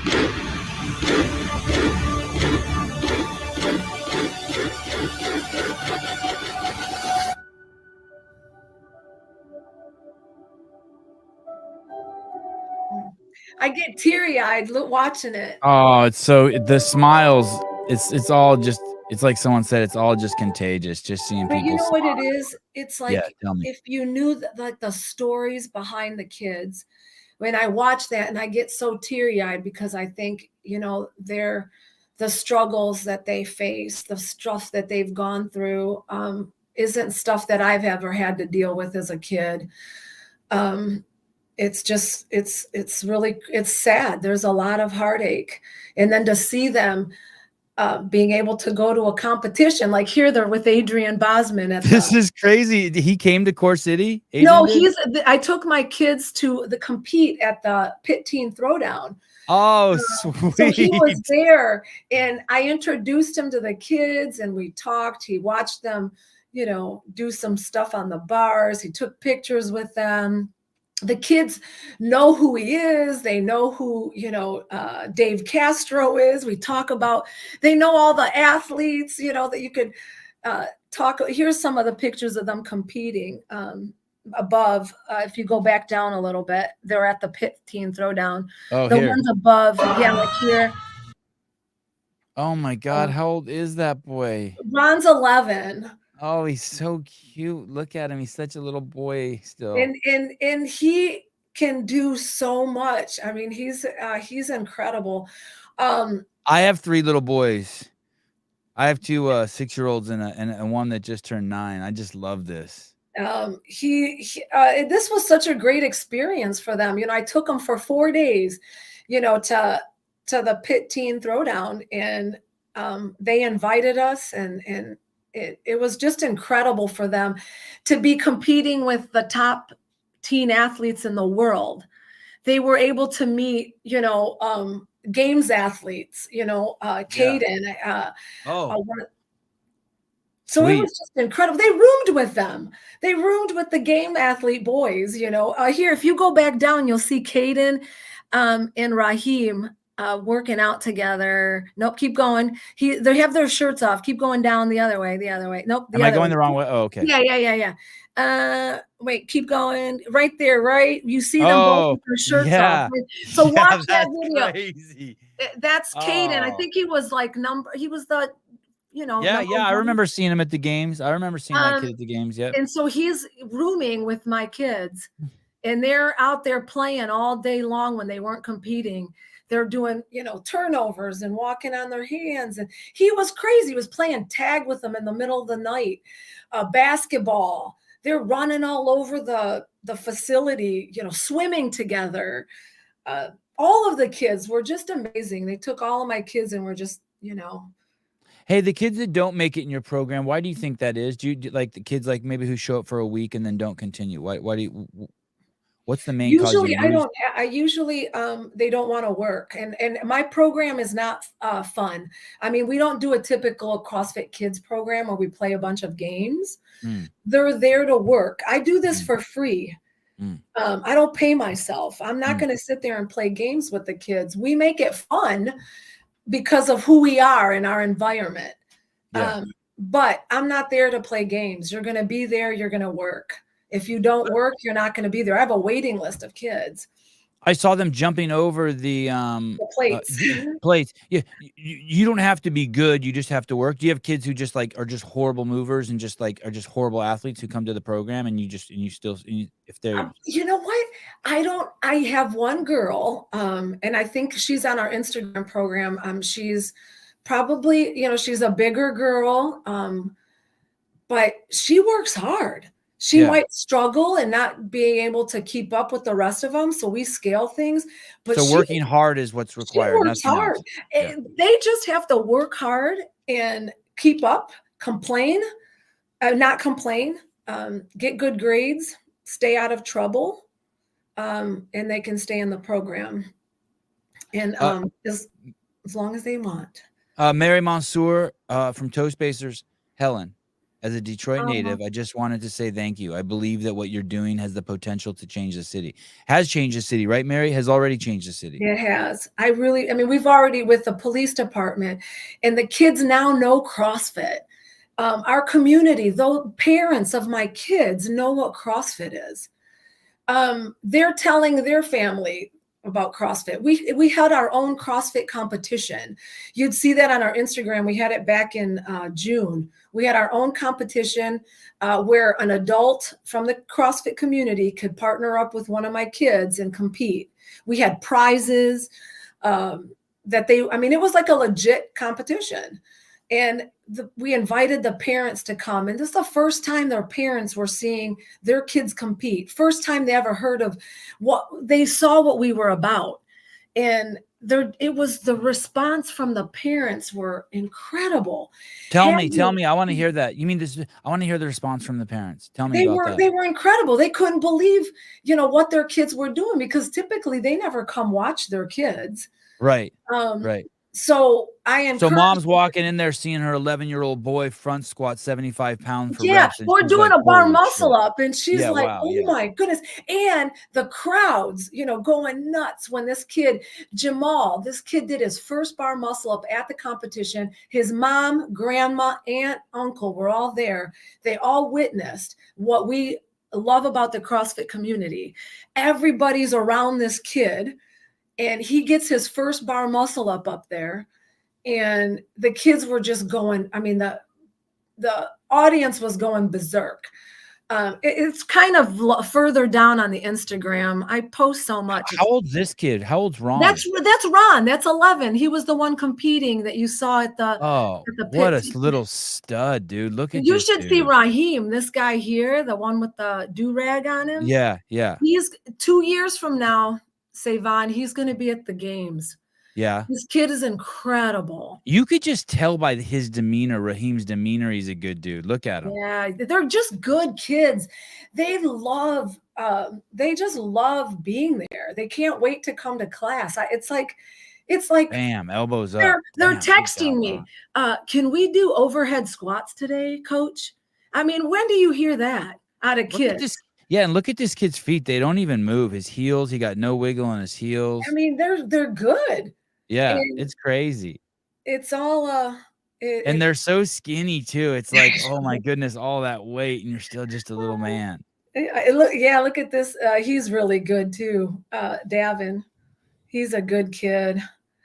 How are they to the new kids?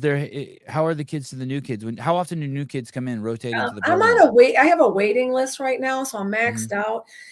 We have one new kid that's from another school, and they're great. I mean, we just don't have issues with that. My biggest issues are with the kids at school fighting with each other. When they come to class, we typically don't have problems there.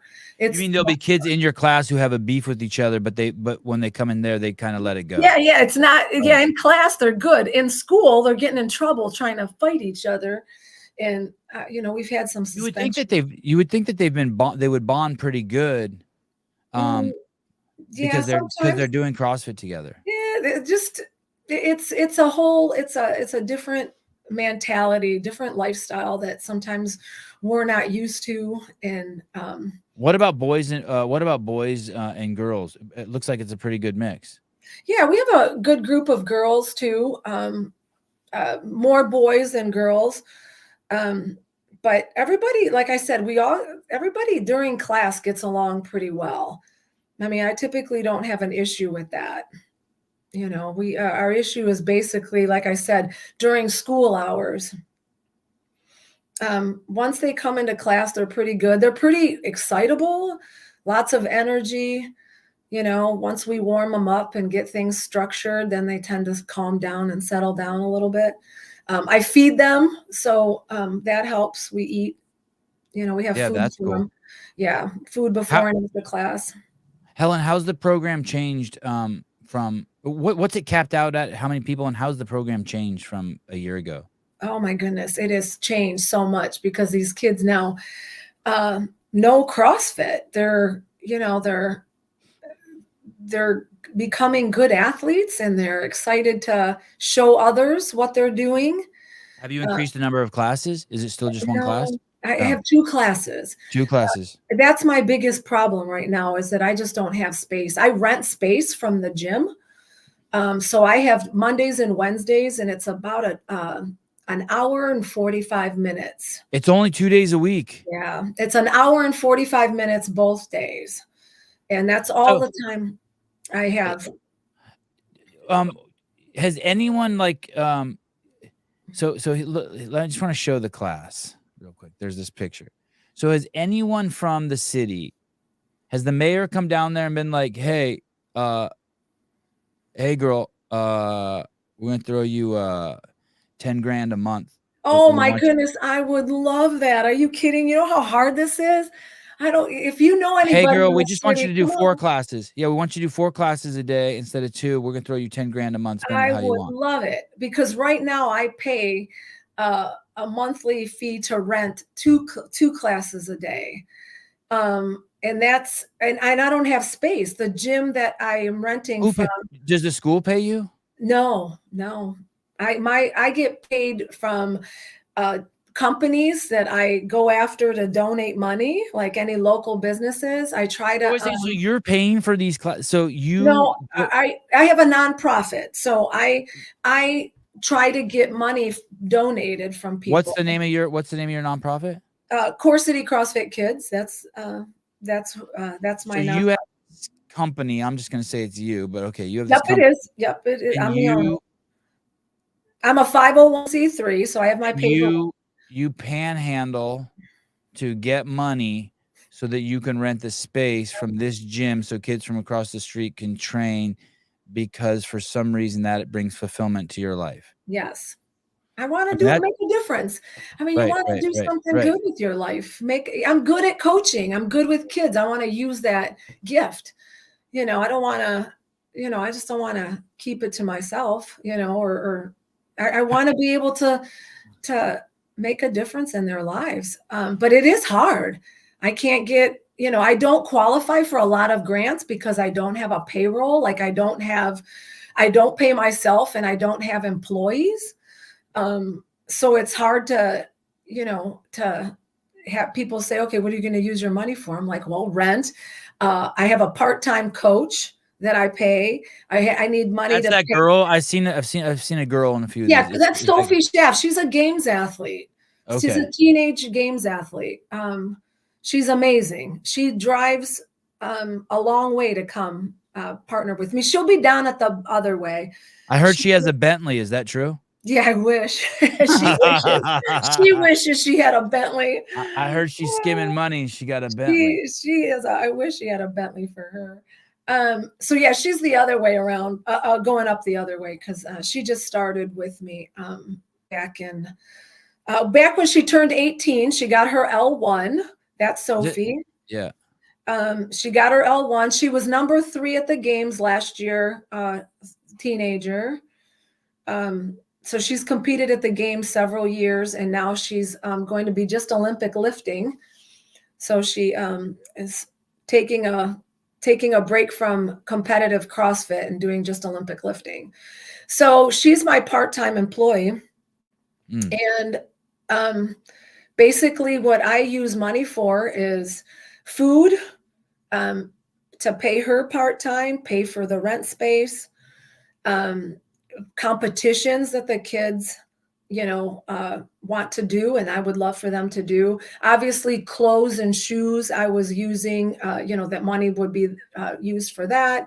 I want to expand, so that would take more money. I could definitely use a van to buy, because I pick up a lot of the kids and take them home myself. So some of my families don't have transportation. So you know what I like about you, Helen? You're nice. I hope it's a lot. I hope you're nice. Well, there's something I sense from you that's you're tough. You're not nice. Let me rephrase that. You're not nice. You are I often feel like nice is people are nice who don't have integrity. And so they hide their lack of integrity with being nice. And you have integrity, and you're tough, and you have commitment, and you get outcomes. You get outcome. And you present nice and pleasant, but I can tell, like, the second I'm like, so what about these kids? And you're like, hey man, if you're not willing to work, you can get out. You know what I mean? Like just all of a sudden, like I bumped into a wall. That's like and I just love it that I bumped into a wall. Like, hey, I'm not here to, there's so many people that need help, right? But I'm right now, I'm just doing tip of the spear shit. You're right. Maybe they need a psychiatrist or this, but I'm not doing that. Yeah. We have a line for kids who want to at least make the first step, and that's what I'm dealing with. And those are my parameters, and like get in where you fit in. That's pretty good. I think that if people who know me, who are listening or who will be listening, I think they're going to say, oh my goodness, he got you. Yeah. I mean, I used to be nice and and I just didn't get a lot of outcome. No, you don't. You don't get a lot of outcome because it slows you down. It slows you down. People really respect integrity and genuineness over kindness. Yeah. And it brings in a certain kind of people. Eaton Beaver, break her off a piece of the 90 G's, Sevy. Here's 10 towards the cause. I found $90,000 in my YouTube account. Did you really? Yeah, send it over. Nice. Oh my God. No, sorry. No. Send it over. No. But that did give me an interesting idea. You can do something on YouTube now where you can, the way your IG is pretty good. So if you commit to making a YouTube short every single day, you can do it from your phone like Instagram. You can just film from your phone, push a button, and it'll go straight to your YouTube channel. So start a YouTube channel that's Core City CrossFit Kids and publish a short there every day. And then I know you have a million things to do already. Maybe Sophie can help with this, but start doing that now every day for a year and keep doing that. Once you get to 1,000 subscribers and 4,000 hours watched, YouTube allows you to turn on this feature. It's called monetization. So you have to start building this library now. But before you know it, you'll reach it. And then you can flip the switch for monetization. And now you'll have another revenue stream. Really? Yeah. Oh, wow. Okay. So do I have to can I just go on YouTube? It's just can going I to be do the same video like I do on Instagram? Yes, you could do. Yes, you can just upload it to YouTube. It's so easy to do. It's just time consuming. It would take like 5 minutes. It takes 5 minutes, which I know because I started one called for parent consulting, like to show parents like, hey, this is how you raise kids. Yeah. Because I'm the best at it in the world. And I stopped because 5 minutes a day was too much for me. But it is doable, and you really do need a YouTube station, and it'll be good. All right, I'm going to try that. Yeah, and no one else. It's interesting. Are you networking with anyone else? Has anyone else reached out to me like, hey, I want to start this same program in Cleveland or on the other side of Detroit? Oh my goodness, people all over. I think that this is something very special we're pioneering. Okay. I really do. I think that I would love to see something like your friend's program, how that's spreading. I would love to see something like this spreading all over the country. People starting up, nonprofits in their own boxes, in their own, CrossFit gyms to be able to reach underprivileged communities for CrossFit. I would love to see that reaching out to the local law enforcement and including them. I have had a ton of people reach out to me asking for help, how to go about it. I'm open to helping and talking to people. I mean, it doesn't take any, it doesn't hurt me to do it at all. I mean, I'd love to see other people doing this. So. You know what else I like about your program? I'm not a big fan of charity. I don't like charity. And I don't. I hate asking for stuff. And I don't view your program as charity. I don't view I pass a hot dog vendor, and I pass the guy playing the violin, and then I pass the guy. This is a true story. There was a guy panhandling, and then there was a violinist. And then there was a hot dog vendor, and they were all within 1 block of each other. And I was walking by them, and I thought the violinist is providing something to the public. I gave him $1. The hot dog vendor is providing food. I bought a hot dog. The panhandler is providing something for the public that I don't need. He's allowing people who feel guilty for what they have to help him. Yeah. And I really think that's a psychological mechanism. You're not doing that. This isn't charity. This is a civil duty to participate in something that's for kids, which are our future, right? I don't view this as charity in the slice because they're doing all the work. Yeah, the hot dog vendor and the violinist are doing all the work. The kids are doing all the work. It's about It's I an mean, easy investment and for our we future. love CrossFit. Easy. Yeah. You and I love CrossFit. We Yeah. love the community. Yeah. I want to see CrossFit spread to communities that are underprivileged, that aren't, they don't have that easy accessibility to it. I want them to participate in something that we love. And I want them to know what it is. And this is how CrossFit grows and keeps growing and reaches more people is through something like this, you know. You know why I think the YouTube station, you just convinced me even more why the YouTube station is so important. I think some people think that like you have to do something in order to make a change. You have to show them. So basically what's going to happen is there's going to be other kids who look like these kids or Yeah. other teachers who look like you who are going to see this and be like, I can do this. Yeah. It's going to be enough. All they need to do is see it. Yep. So there's going to be some kids who see this and they're going to be like, I can do this. Yep. I can do. Look at they're doing it. I can do it. They can do it. I mean, yeah, I'm no one special. It's like, I don't, I this just has, happened, even other police officers who see this, maybe some police officers are going to see this and they're going to think, hey, you know what? By the way, these cops didn't go to a kids class. They visited a local CrossFit gym. Yeah. If you're a cop, just go visit a local CrossFit gym. Oh, yeah.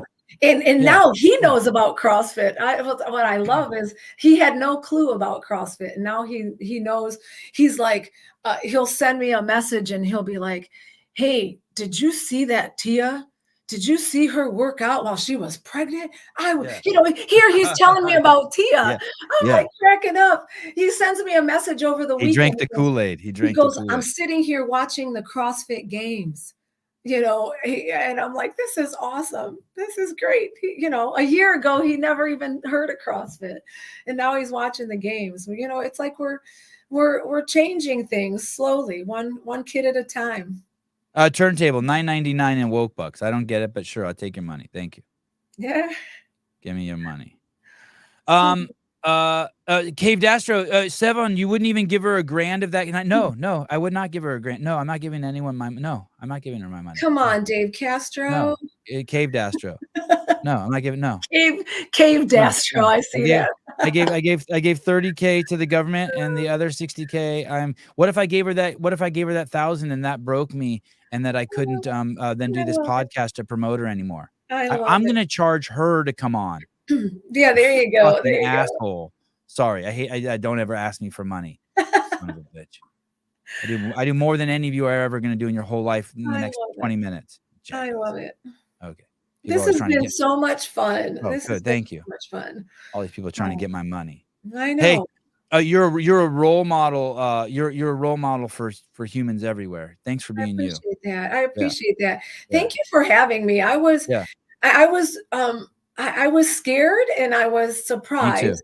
Me too. Because I didn't think that, anybody, really wants to hear much about a kids program. So I wasn't sure, I'm like, wow, why would he want to hear? It's like nothing that, it's not like super exciting. I mean, I think it's exciting, but, it's like you'd rather hear someone else in CrossFit, like some professional. So I was very thankful that you had me on. So thank you. And I was scared because I didn't know what to expect,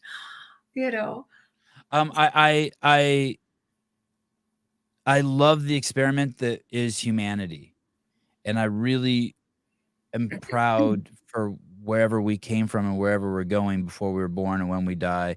And I want to, like you, I want to participate in the experiment, this civilization experiment or whatever we're doing here on planet Earth in a positive way. And so when I see other people doing it, I know it's going to be exciting shit.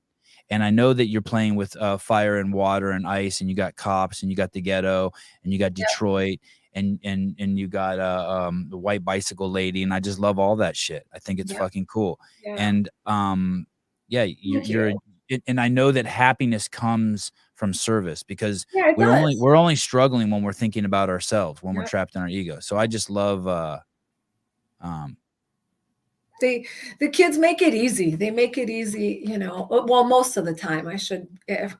They make it easy most of the time. Yeah. Not all the time, but that's all right. That's how life is, right? Yeah. It's And I not. like to hear the subtleties of your story, the nuances where you're like, you pick them up or drive them home. Because in California, that shit's over. You can't do those types of lifestyle things are over. You're not letting any kid in your car ever, anyhow, because you go to jail for something. Sure. So even when I just see that, like, there's this familial, you know, more 1970s, 80s component to your life, it just gives Yeah. me hope. I love it all. Thank you. I appreciate that. That means a Yeah. lot. It Yeah, really and you're does. always welcome on. If you got a new program, you expand to another gym, you can come on for 10 or 15 Oh, minutes. We can shoot the shit. yeah, Yeah, yeah. I'll let or you know when fundraisers. I'll help you with any fundraisers you want to okay. promote. Yeah, I anything you appreciate want that. to do. I'll do Yeah, that, and then I'll yeah. let you know when the documentary comes out. You can watch Please, yeah, I'd love to have the filmmakers on. I'd love to have because Chandler on. Anyone? Yeah, Chandler yeah, and yeah. Jesse. Great guy. Yeah, So yeah, thank you. That's awesome. Thank you so yeah. much. Thank you. I don't know. Are we done? I don't know. I don't We're know done. what to. We're done. All right. Have a great day. Thank you. You too. I appreciate you. Thank you. Bye. Bye Cheers. bye.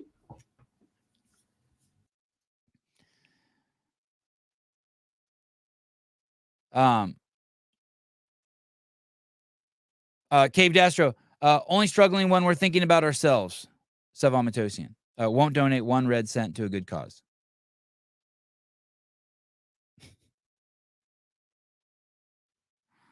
God. You're really.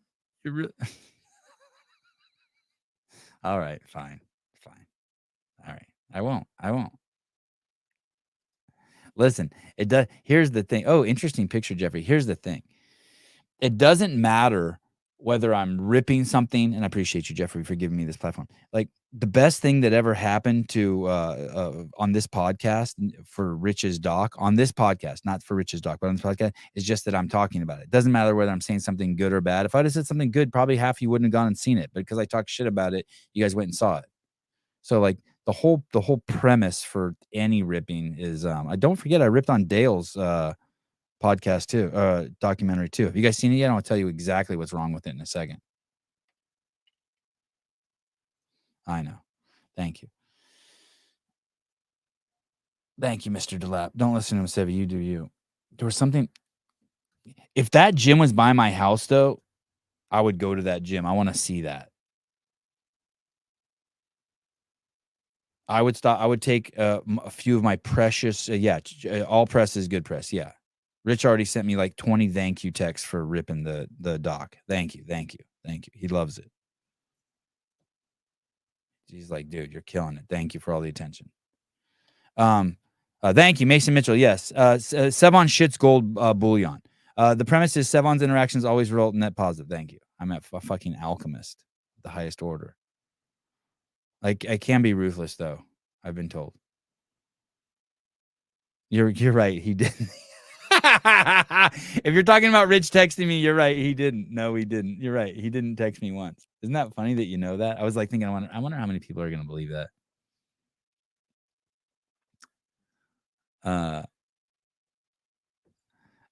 Cave Dastro. I watched the Phil doc. I thought it was the greatest doc I've ever seen. Should have won Sundance. Oh, Mary, you knew, huh? Yeah, I'd go to this gym, this Core City CrossFit. I want to see this. I want to meet these kids. And you know what the giveaway is that Mary's cool is because it's all smile. Her Instagram's all smiles, so you can see that whoever's posting this stuff is like, hey, they're attracted to smiles, and so they find that something worth showing on the internet, and so that's what they're doing. They're just rocking smiles. It's just one giant account of kids smiling. It's cool. Okay. Oh, Judy Reed. I totally believed it. I was like, that's so cool. No, he didn't.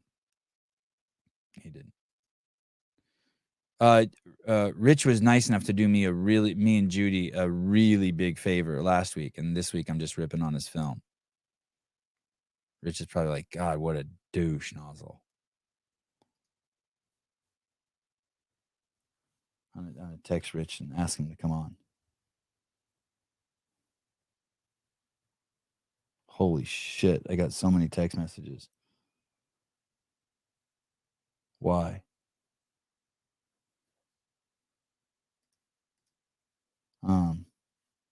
Oh.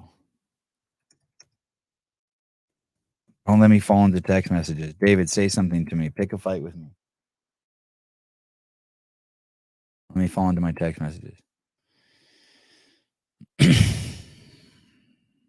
Yeah, Cave Jester. He got at least 100 views of you ripping it. Exactly.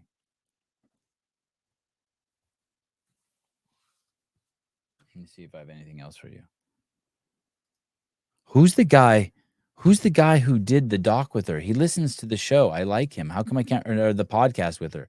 This guy did a podcast.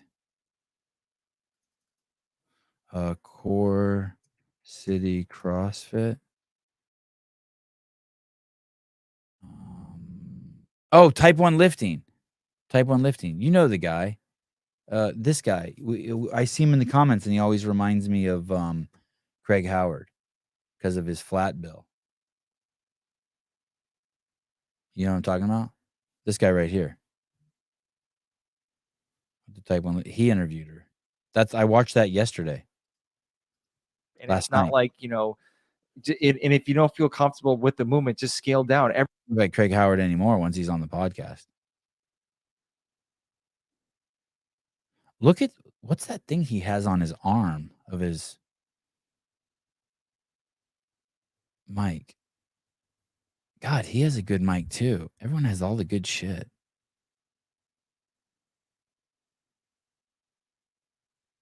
How about that dude coming out of the woods and grabbing her? What a douche nozzle.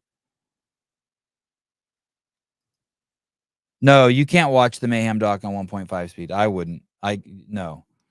Can't even. Those people are from the South. You could barely understand a word they say. You gotta listen to it slow. But you can be scrolling through Instagram when you watch it.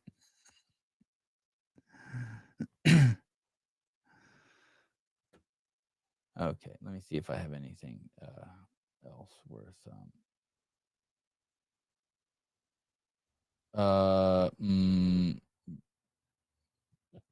Excuse me. I started taking BCAAs from Swolverine. I don't even know what they do.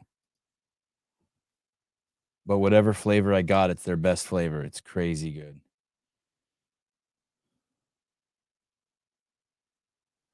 Oh, God, you want to see something so good? I saw this yesterday. This is so good. Listen to this. How about this? Here we go. Ready? I'm around people all the time who think that for some reason I'm attacking them. It's crazy. I'm like, well, it's not even about you, what I'm saying. Listen to this. Here's the thing. People who can't communicate think that everything is an argument, and people who lack accountability and self-awareness think everything is an attack. Those aren't my words. I came across them as a quote. It's not credited to anybody. If you know who said them, please pop it in the comments because I want to thank them for that gem today. Does she have eczema on her chest? What is going on with her chest? Is that just dry skin? Here's the thing. People who can't communicate think that everything is an argument. Yeah, you ever been with someone and they think that like it's an argument? You're like, hey, where are the scissors? And they're like, I didn't. You think I had them last? And like they're just jumping into some crazy shit. Like you just say something to them. Is today trash day? And they just fucking launch at you. It's not my job to take out the trash. Oh, it's cool. Okay. And people who lack accountability and self-awareness think everything is an attack. Yeah, that's the one. You're fat. Well, you think I'm attacking you because you lack accountability and self-awareness.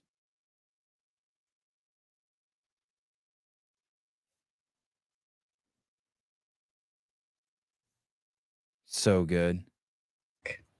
As opposed to just leaning into it. Those aren't my words. I came How fat am I? across them as a quote. It's not credited to anybody. If you know who said them, please pop it in the comments because I want to thank them for that gem today. I'm so offended by this lady. Here's the thing. People who can't communicate think that everything is an argument. People who can't communicate think everything is an argument. I don't know about that one. There's something there, but there are those people you just say stuff to them and they read into it so quickly they think they're being attacked. It's like, dude, no one's attacking you. It's just a sincere question. No, she's talking about when you tell someone that cop's job is being. Oh, here we go. No, she's talking about when you tell someone that a cop's job being hard doesn't condone an abuse of power, and then they go on screaming rant about it on their podcast. She's talking about. No, she's talking about when you tell someone that. So I tell someone cop's job is hard, and then they say that doesn't condone abuse, and then you go on.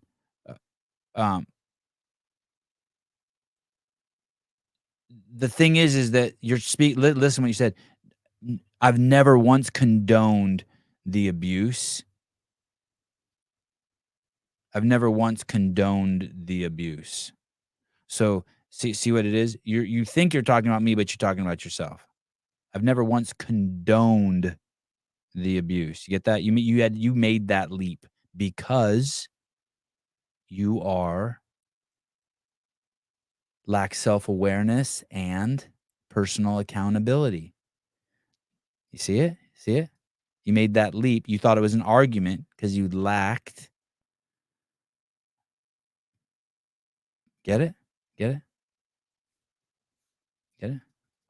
And people who lack accountability and self-awareness think everything is an attack. Those aren't my words. I came across them as a quote. It's not credited to anybody. If you know who said them, please. When I say, if you would never, and this is how I know you would never say this to if a lady's like, yeah, my husband's a firefighter and he died in a fire. The first thing out of your mouth, you would never say to her, extra sloppy. You would never say to her, oh, but he signed up for the job. It's like, dude, that's like using God as a backstop, because if someone gets hit by a car, you could be like, well, you decided to leave your house today. It just shows incredible intellectual weakness. You're surrendering to some higher back. You're surrendering to something. It's like, have you ever seen one of those movies and you're like, fuck, how are they going to get out of this? And then the writer just got lazy and they make some sort of miracle and the guy happens to find a gun under his car seat and gets away and lives. It's like that. It's like you can always say what you said. Well, they signed up for it. Well, they woke up today. Well, it's just intellectual laziness. And then what you did then to turn around and blame me for your inability to see that is, well, that's what this lady is saying. You don't want to take any accountability. You think everything's an argument.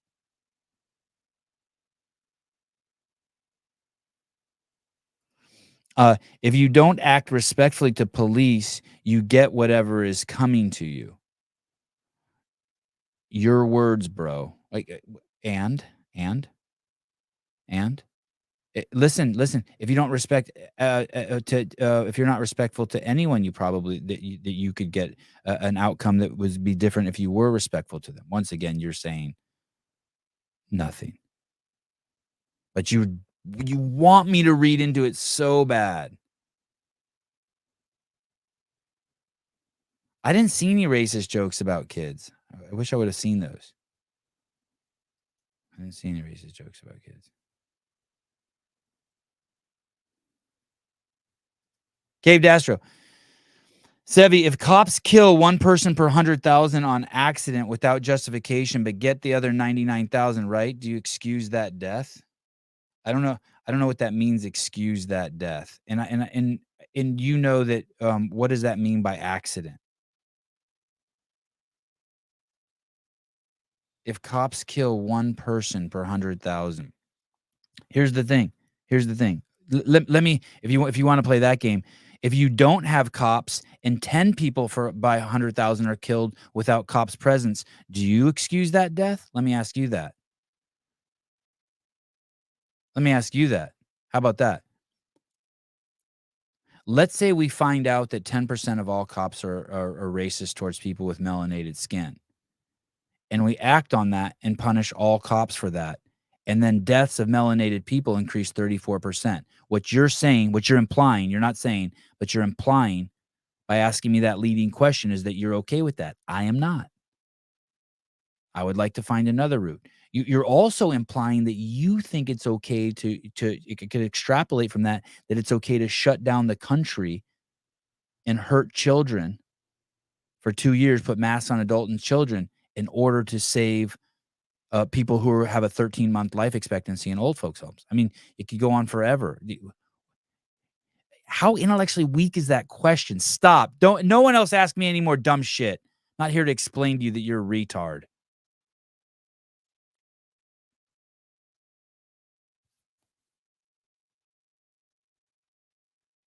Oh, that sucks. Really? The worst part about World War III is going to be no daily Sevi? Why? What happened? I'm fine. Nothing's going to happen here. I'm in the country. All right. You're welcome. Excuse should be replaced with forgive because I would forgive the police of that death. Oh, you would. Well, I read into it and I thought you were trying to corner me. I apologize. I was being very defensive.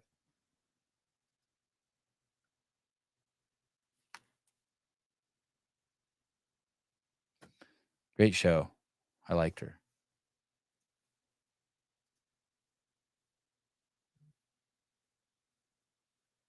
I wonder if I should save that clip. 167. BCAAA suck? Why? What are they? I don't even know what they are.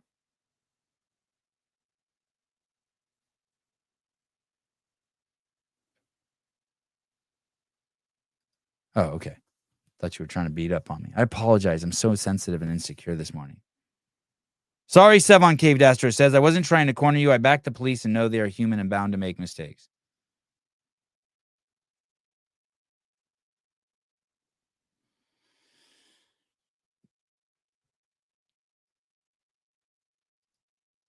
I took I guess joking that it's a jungle gym or laughing about a zoo trip. I took I made a short documentary called The Zoo. I took ranch chain amino acids. Oh, I like that. Okay, I liked ranch chain amino acids. They don't suck. I took I wonder if I should put that movie on YouTube. I took the mentally disabled adults that I worked with to the zoo and made a little short documentary on it. It was wild. It's wild. Oh, let's see what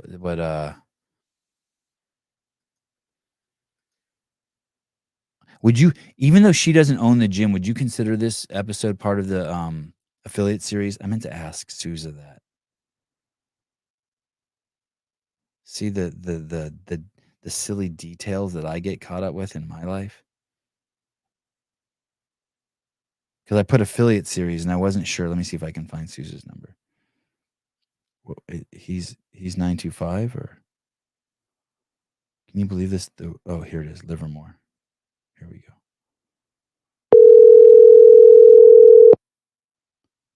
Let's see what Joe Niels is doing too while we're here.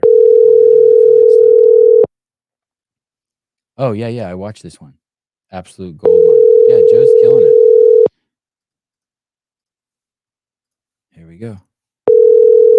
Joe Niels. Subscribe and follow. Like, subscribed. Oh, this one, absolute gold mine. These episodes are so tight and nice. Everyone should see this. Here's one. You got his dog in it. You reach Matt. Leave a message and I'll get back to you. I think I can still call it part of the affiliate series. Affiliate series, where are they? The now coming soon? No, I mean like that lady that I had on today, Helen Taylor. Like I titled the show affiliate series, and I'm wondering if you guys are okay with that since she's not the owner of the affiliate. All the other people I had for the affiliate series were owners of the affiliate. So can we prank someone? Who, like what? What do you mean? What do you call someone? Who should we call?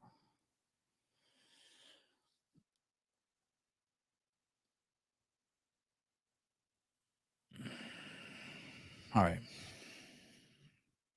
There could be if Dave Mondays Dave is supposed to release the week in review.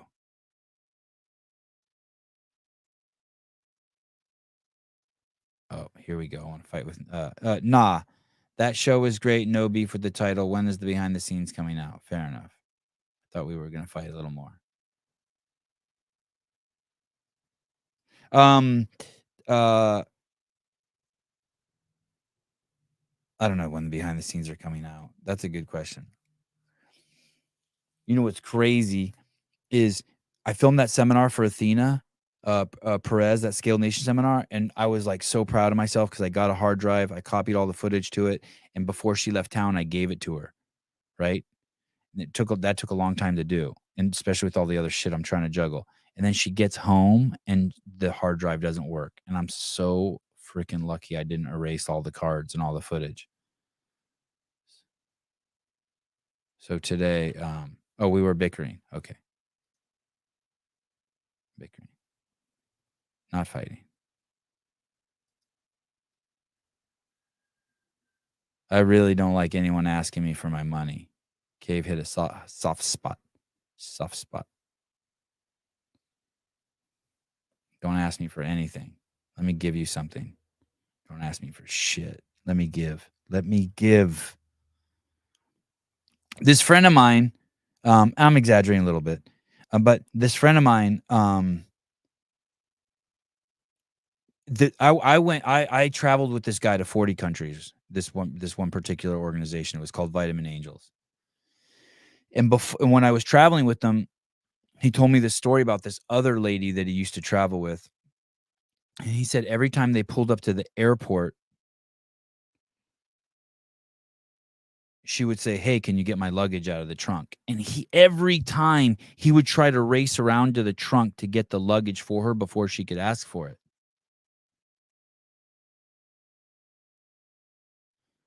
She would always be like, "I have a bad back. Can you help me with my luggage?" And he finally told her, he's like, "Hey, yo, let me do it. Let me feel good like I'm doing it out of the goodness of my heart instead of you asking me." And that really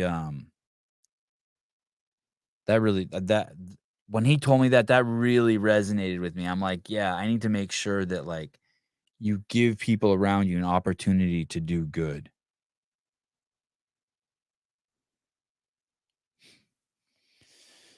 All right. I'm headed over to FedEx this morning to pick up a package that they said they won't deliver to my house because I have a house with a known dog. And I said, "Oh, well, it hasn't been a problem before." And they said, "Well, we had a dog bite." And I'm like, "Did my dog bite someone?" And they're like, "No, another dog." So now because some dog in the neighborhood bit someone, I guess I guess I have to go to FedEx now to pick up my shit.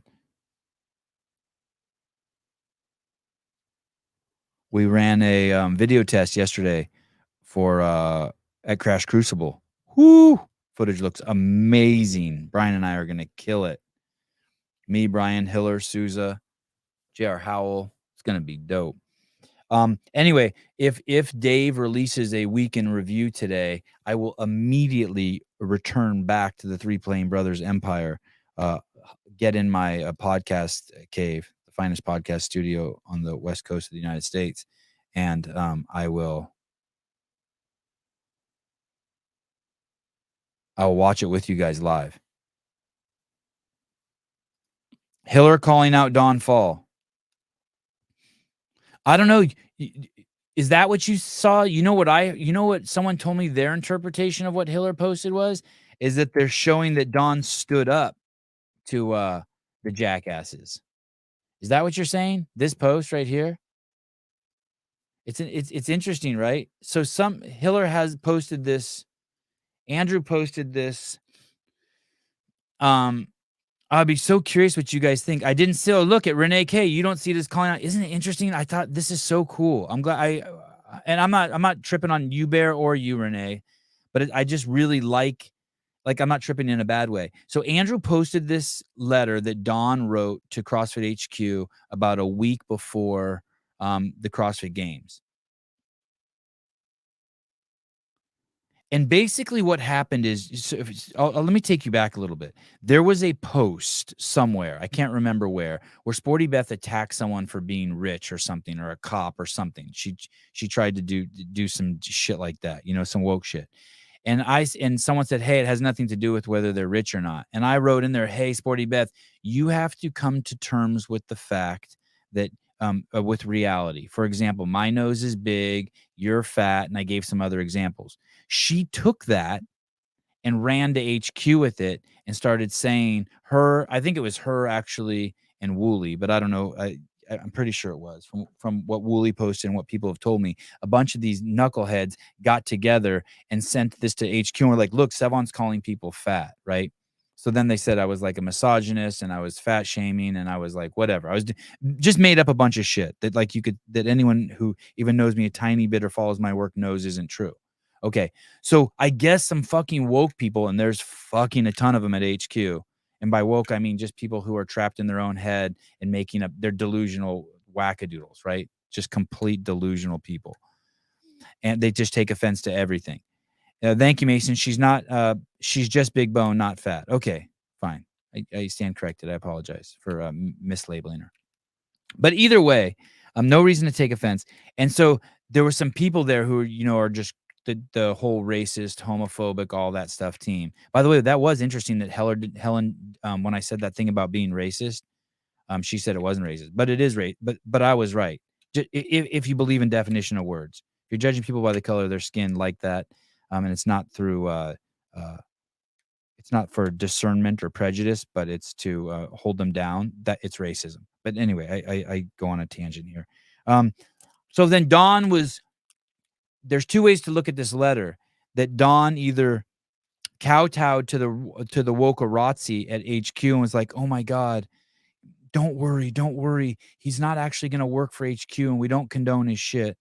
Or you could see it as he was like, hey, fuck you. We do what we want to do and we do what's best for the community.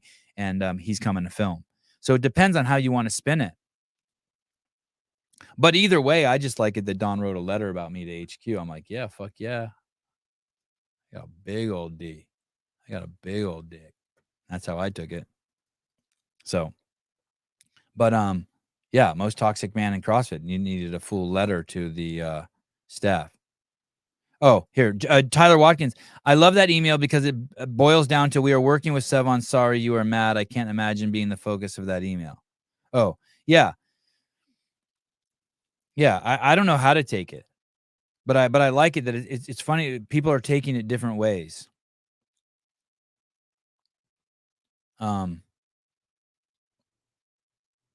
So,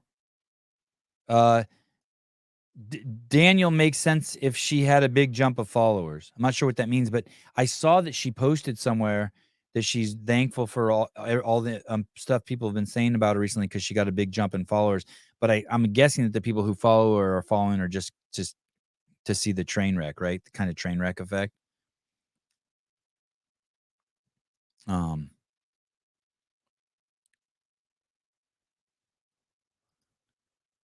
Leon J, did you ever see the video Wooly made after the game saying he was glad you were back doing behind the scenes? I did, but you know how I took it, Leon? I took it as where the fuck are you? Are you like Mount Everest or something? Where are you? What's that? Where are you? Oh, I remember seeing this picture before. You got sticks in the back. I can't remember. Does that mean you're good at walking or you suck at walking? I always take it as those are like people who are good at walking. I took it as he was like, hey, we have to forgive them for what they've done and move forward. And I'm glad they're there. And it's like, fuck you. Don't forgive me. I didn't do shit. I didn't do shit wrong. I mean, nothing. I mean, I've done shit wrong. Like, I don't want to tell you, but not to CrossFit or not to anyone at CrossFit. I've done shit wrong. I parked in the handicap spot a lot.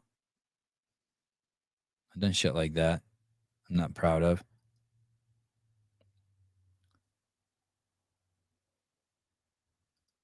I'm also not down on myself for it either. I'll do it again. Tyler Watkins, I also love the Brotherly Bros, Craig Ritchie and Sevon, like no last name necessary. You all know who it is. Well, yeah, and they're not worried about Craig Ritchie or the Buttery Bros either. Those are good dudes. Like, here's the thing. These are the things that I'm not saying any of these are true, but these are the things you're worried about. If it's the Buttery Bros, you're worried about that they're going to go out on the floor when they're not supposed to. If it's Craig Ritchie, you're worried that he's not actually going to do any work and he's just going to be schmoozing with people back there and jerking himself off because his content's all about him. And if it's me, you're worried that I'm going to walk by someone and it's going to trigger them and they're going to have a fucking heart attack. Like Sporty Beth's going to see me and take too many Valium. Here's the thing. How could anyone take anyone seriously when she made a video prior to going there that she's concerned that she's going to get stopped at TSA for her bag of Valium? She had a bag of Valium that she needs to go everywhere with. And it's like, dude, can you imagine if I was like champion CrossFit, but also celebrating that I'm a drug addict? It would be weird.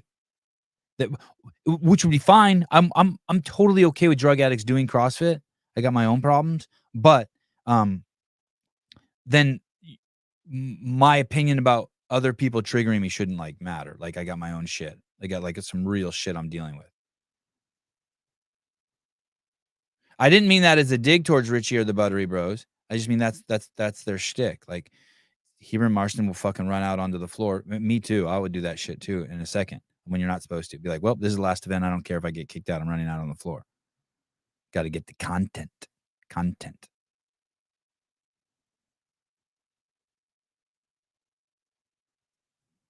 It's weird that there could be people who don't like me and that could stop me from coming to an event and that would be even a consideration.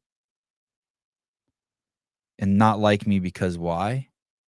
Plus, I'm old and little. I'm harmless. All right.